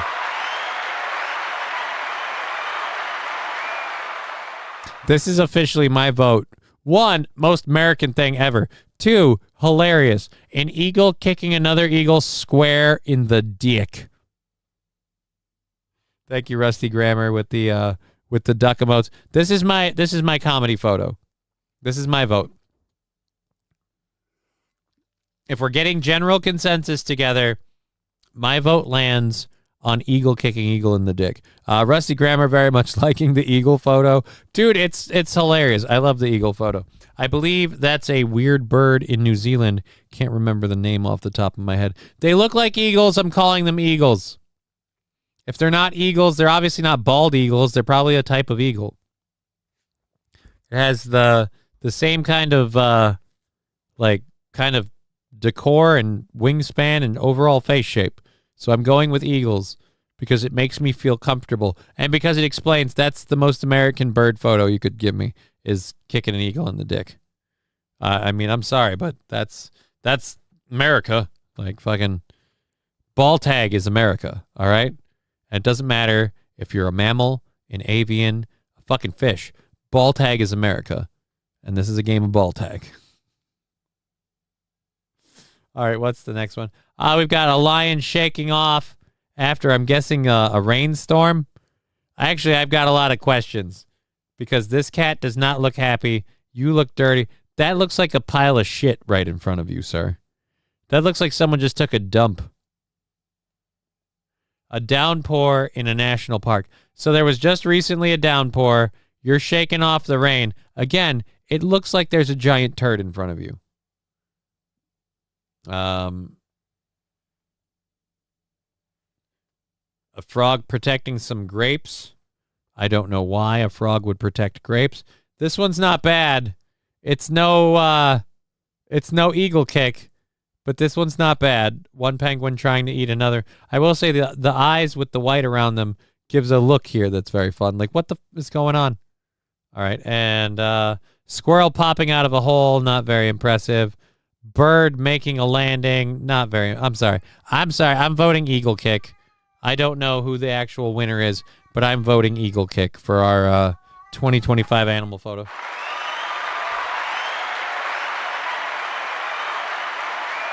Well, let me pick my legs up.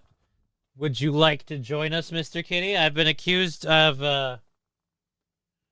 I've been told that supposedly yet again, the secret's out that I'm a horrible animal abuser, so you wouldn't want to just hang out on this program with me, would you? No, because I'm a horrible animal abuser. All right, so let's clear that out. We have about 15 minutes, not 15, jackass, 25. You can't do math to save your balls today. We have about 25 minutes left in the program. Don't leave, buddy. Don't leave. Here, we'll turn you around. If you want to hop down, you can hop down. But if you want to stay, you can stay. I'll fold my legs flat for you so you don't feel like you have to squeak through there. There we go. This means I'm now going to sink in the chair, too. When I put my legs out flat in front of me, I start sliding out of this chair.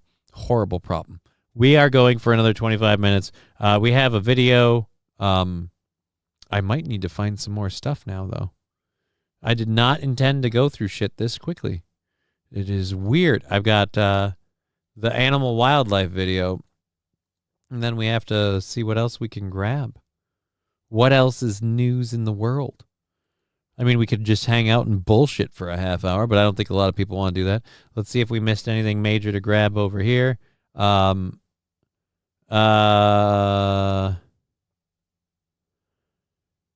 seek to restore nation by demanding the right to bear pepper spray. Oh my God. Pepper spray is illegal? You guys can't even have pepper spray? Like, I get, like, you can't have a wet pepper spray. Isn't a what? That's really a thing?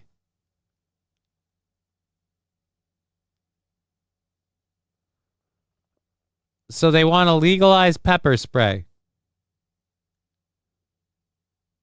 Before 1914, there were essentially no firearms regulations in the United Kingdom outside of pistols under 9 inches, the Pistols Acts of 1903. The Firearms Act of 1920 introduced firearms certificates that banned automatic guns and require citizens to have good reason for purchase. Under the Firearms Act of 1973, the minimum age for gun purchases was raised to 17. Self-defense in cities became more narrowly defined.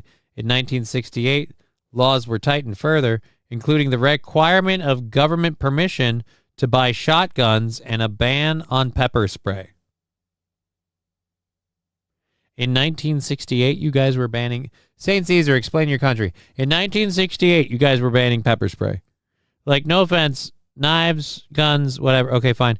Pepper spray is one of those you really can't get too offensive with it. Like, you can spray somebody in the face, but you can't, like, hurt a lot of people. After a mass shooting in 1987, modern sport rifles like the AR-15 platform are banned. After another mass shooting in 1996, all handguns with calibers larger than .22 were banned. Since then, the United Kingdom has passed more and more gun regulations, but it has also imported mass numbers of migrants from foreign cultures. What does that have to do? It's leading to a rise in R wordings and other things. So yeah, so amidst everything, they can't have pepper spray? That is lame. You guys don't allow pepper spray. Of all the things that I would never believe, pepper spray.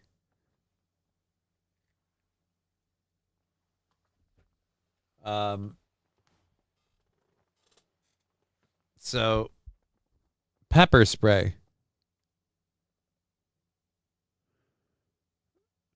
Oh God! Online dictionary has named 6-7 the word of the year. This is Dictionary.com named 6-7 as the word of the year. It's not a word; it's a number. It's just a number.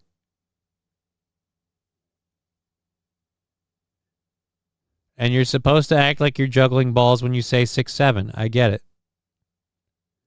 But why did they choose 6-7?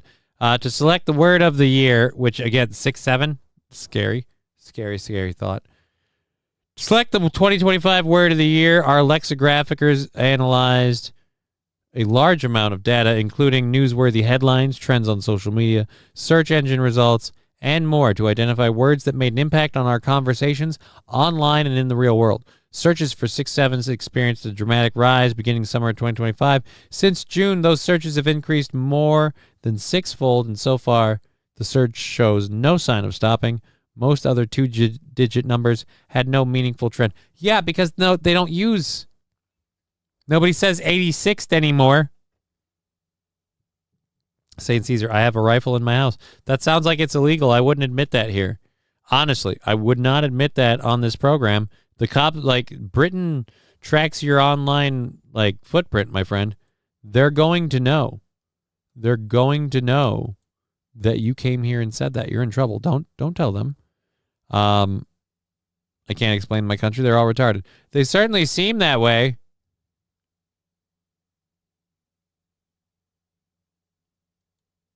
Okay, please tell me I have an actual story for this. No, this is another rip and read. I'll do another rip and read quick, just because I found in our ongoing coverage of airplanes falling apart, apparently a plane had to make a U-turn. A United Airlines flight had to make a U-turn on a transatlantic flight because someone dropped their laptop. The problem is the laptop fell through the floor and into the cargo hold. An audio recording published by liveatc.net and uploaded to YouTube appears to show the reason for the diversion. We have a minor situation here with a passenger who has somehow dropped a laptop down the sidewall into the cargo pit of the airplane. One of the pilots tells air traffic control, "We don't know the status of it. We can't access it. We can't see it," he added. So our decision to return to Dulles is to return to Dulles and find this laptop before we can continue over the ocean. The laptops contain lithium-ion batteries, they pose a potential fire risk. If overcharged or damaged, it can result in a thermal runaway, leading to rapid temperature increase. And because the laptop was inaccessible, the crew might not know if it had been damaged or if it caught fire until it was too late. That's the same reason airlines require electronics to be carried in your carry-on rather than your checked baggage. The ground crew located the laptop, everything was fine, and the flight was quickly back in the air and on the way to Rome. Is anyone else going to be worried that the sidewall of the plane had a big enough gap for the laptop to get through? That doesn't sound like a really solid construction. Could we put like a molding on there? A cover? Apparently 4-1 is the opposite, and you push your hands down. I thought it was something other than 4-1, but... And that's the thing, Hooters girl. By the time we all get on board with 4-1 or 6-7, it'll be 32 or 74 or 26. It's just going to be gay. They're just going to be coming up with new words all the time. My dad got it legally. Police approved it. Yeah, I'm sure, dude. It's called a bit. We got you. But yeah, so we're going for 15 more minutes, I think. I'm running out of gas. I'm telling you right now. I'm running out of gas. Just a wee bit tired, I think, of something. It's not from weed smoking. I've taken most of the show off of smoking weed. I smoked a little before the program to help with my legs, and I smoked a little bit, in fact. 7 minutes to 4:20. We could hang out for another 17 minutes. I was talking about the messy hair bird. Oh, a weird bird in New Zealand.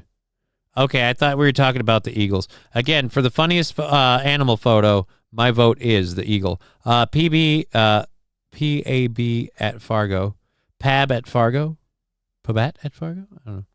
PAB at Fargo. Hi, Johnny. Hey, buddy. Welcome to the program. Glad you're here.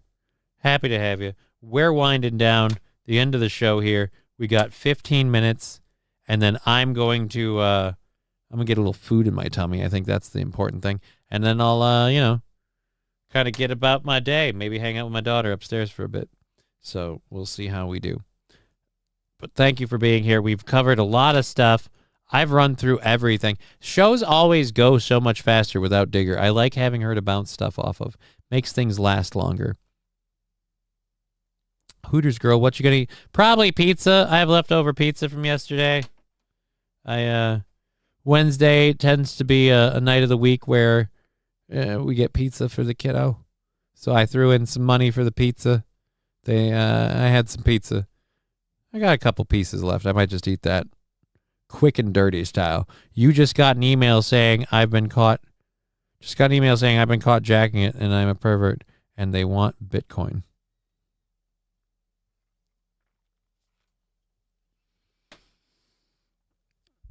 Well, I'm going to say this. One, don't pay them a damn thing. Of course you got caught jerking it. What else do you do? I'm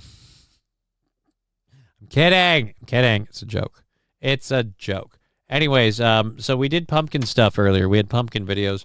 We've kind of burned out all of them, but this last one. We have this last one here where a zoo in Oregon decided to give all the elephants pumpkins. Now, I would think if you're an elephant, you'd eat the pumpkin. One elephant in particular decided that pumpkins ain't for eating, motherfucker. Pumpkins are for effing kicking.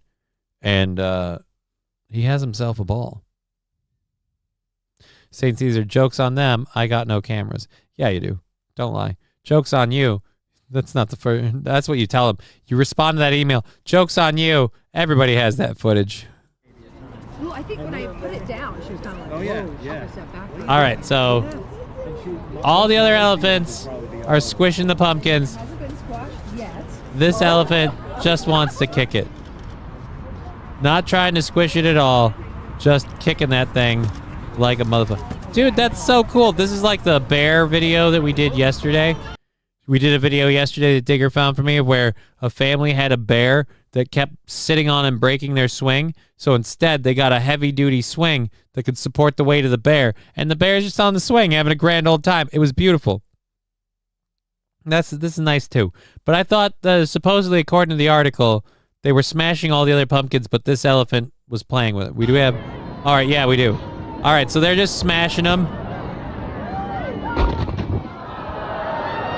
Dude, of course they're smashing them. The pumpkin is something they can eat. That's food to the elephant.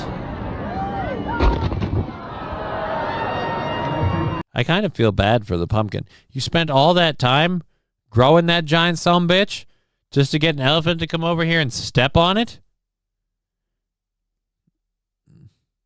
And I mentioned it the other day. Watching all these pumpkin videos is making me want to do another one of those huntsman soup cooked in the pumpkin deal.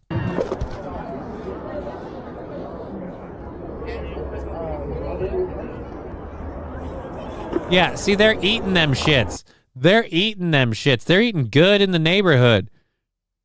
So they're just crunching up those pumpkins for food. And yet the other ones, no, this is a soccer ball.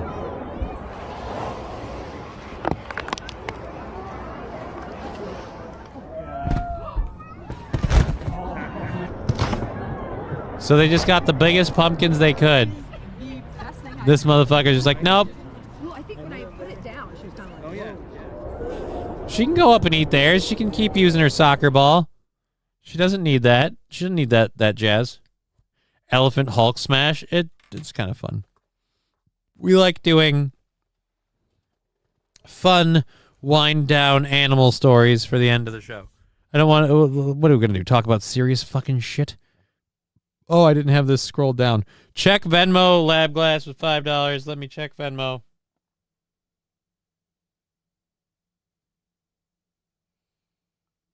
Thank you for the 5. Let's check Venmo.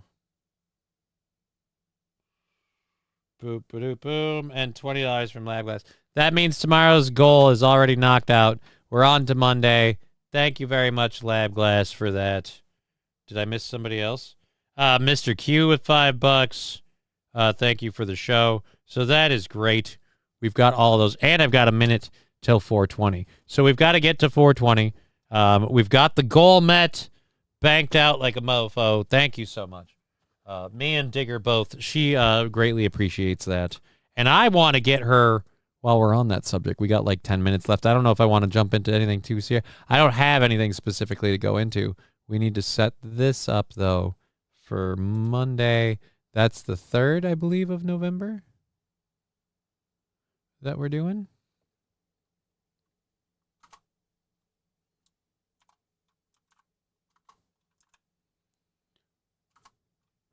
All right.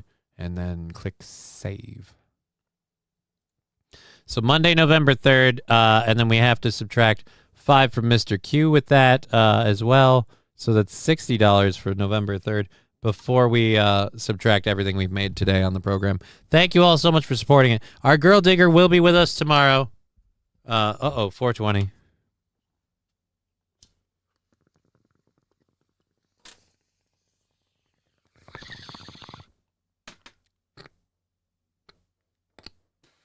Oof.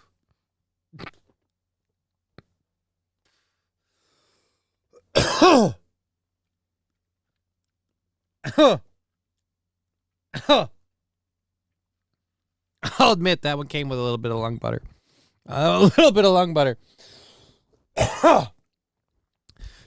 Holy shit. $50 from Hooters Girl saying Happy Halloween. Thank you, Hooters Girl.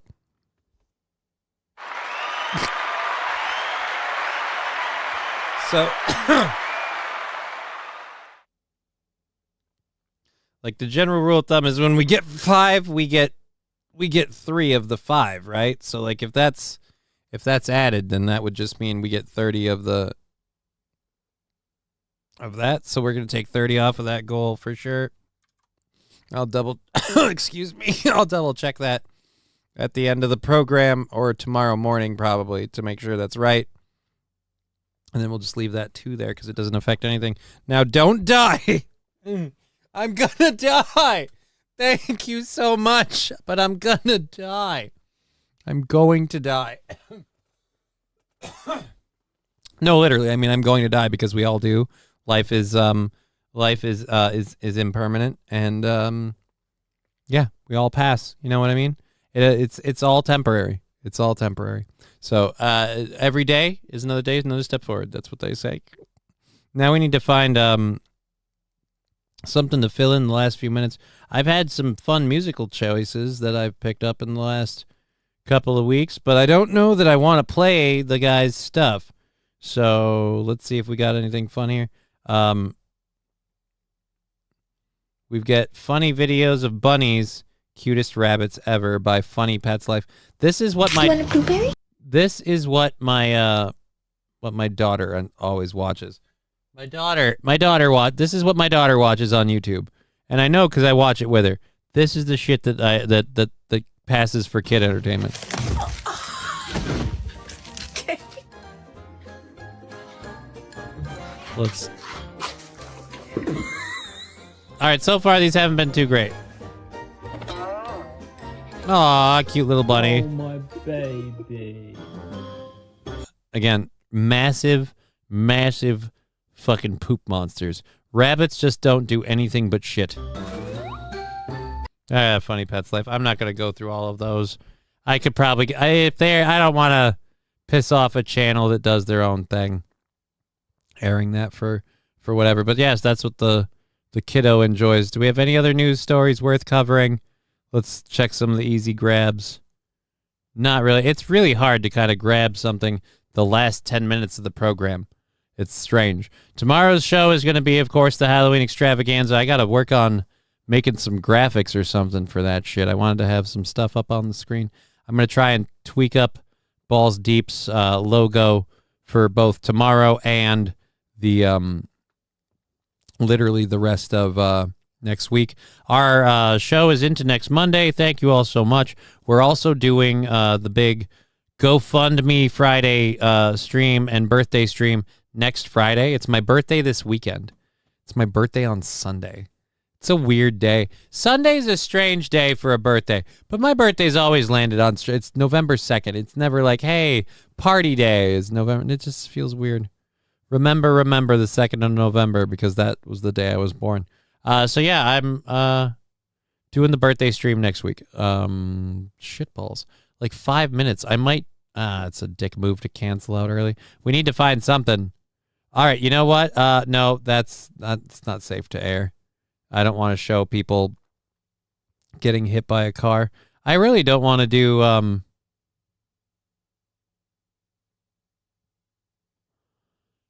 my God, groom sells ads on suit to pay for a wedding? Please tell me yes. A groom is selling ad space on his suit? Yes. All right. I like where this dude's head's at. To pay for a very expensive wedding, he's offering ad space on his tuxedo and his suit. You know, so you kick in a little something something. What's it worth to you? Comp AI. Oh dear Lord. You've sold oh wow. He got people to buy all that? I assume these spaces were open and this was like he got people to buy all this shit? Breaking Prince Andrew news. We just covered him losing his mansion. Is it him something else other than losing the mansion and everything else, or is it what we just covered earlier? The artist formerly known as Prince will now be known as Andrew Mountain Brew. We covered all of this. Like not even 20 minutes ago. His Majesty today has initiated. I literally got a link and a story from Brian. Not even 20 minutes ago. Huh.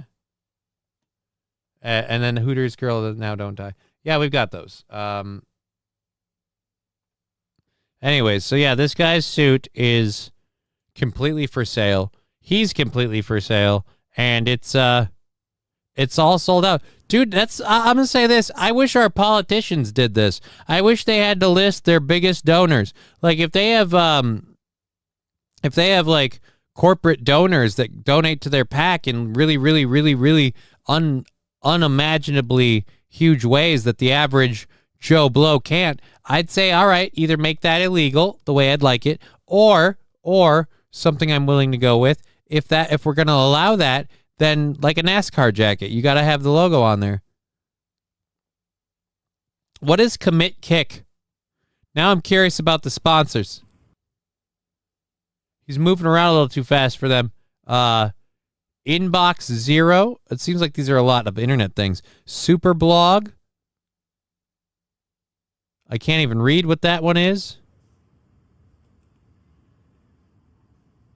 And then there's just a barcode thing here. One of those weird. So this one, everyone has to take a picture to even know what that is. Is that Instagram? What's that one? Now I'm curious. Let's go back.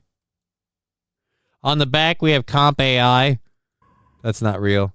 Rank AI. Is all the AI on the back Crawl Chat? They're all web shows, aren't they? Lucky Moat. Indevish.com. Small Bets. How much money did he make doing this?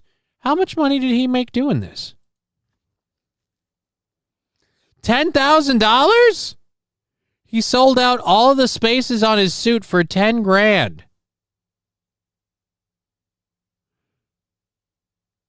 Dagobert Ranulph was looking for a creative way to pay for his wedding, and so he's a salesman, so he sold ad space on his suit. And dude, $10,000 for your wedding? And he followed through with it, man. He followed through with it. They got married. He's wearing the suit. You can see all of the advertisers. You get to have, honestly, is she going to be pissed? You got to have a $10,000 wedding, which it's looking like a lot of that went into her stuff. Like the dress and shit. How much you want to bet? Most of it was the dress. She said yes to the dress and he had to say yes to the price tag. It's a classic story. It's the way it usually goes.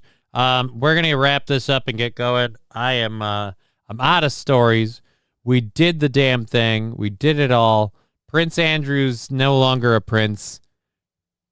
Still a Windsor. Probably going to enjoy a lot of privilege.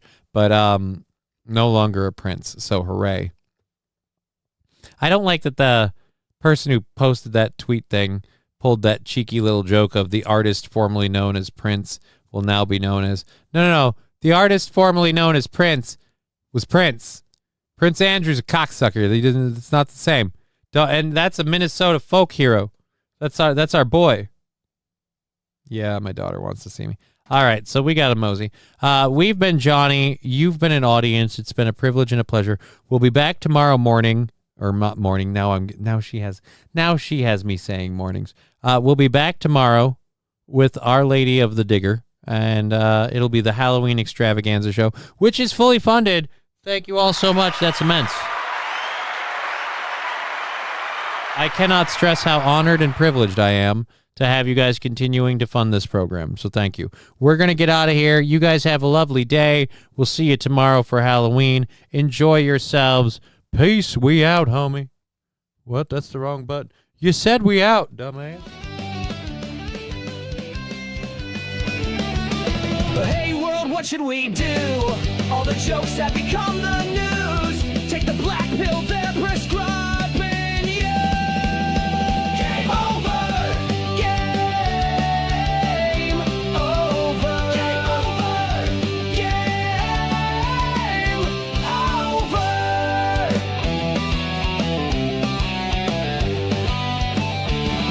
There is nothing to say, nothing you can do. The government and media just lie to you. Sit back and laugh, it's overdue. Game over. Game over. Game over. Game over.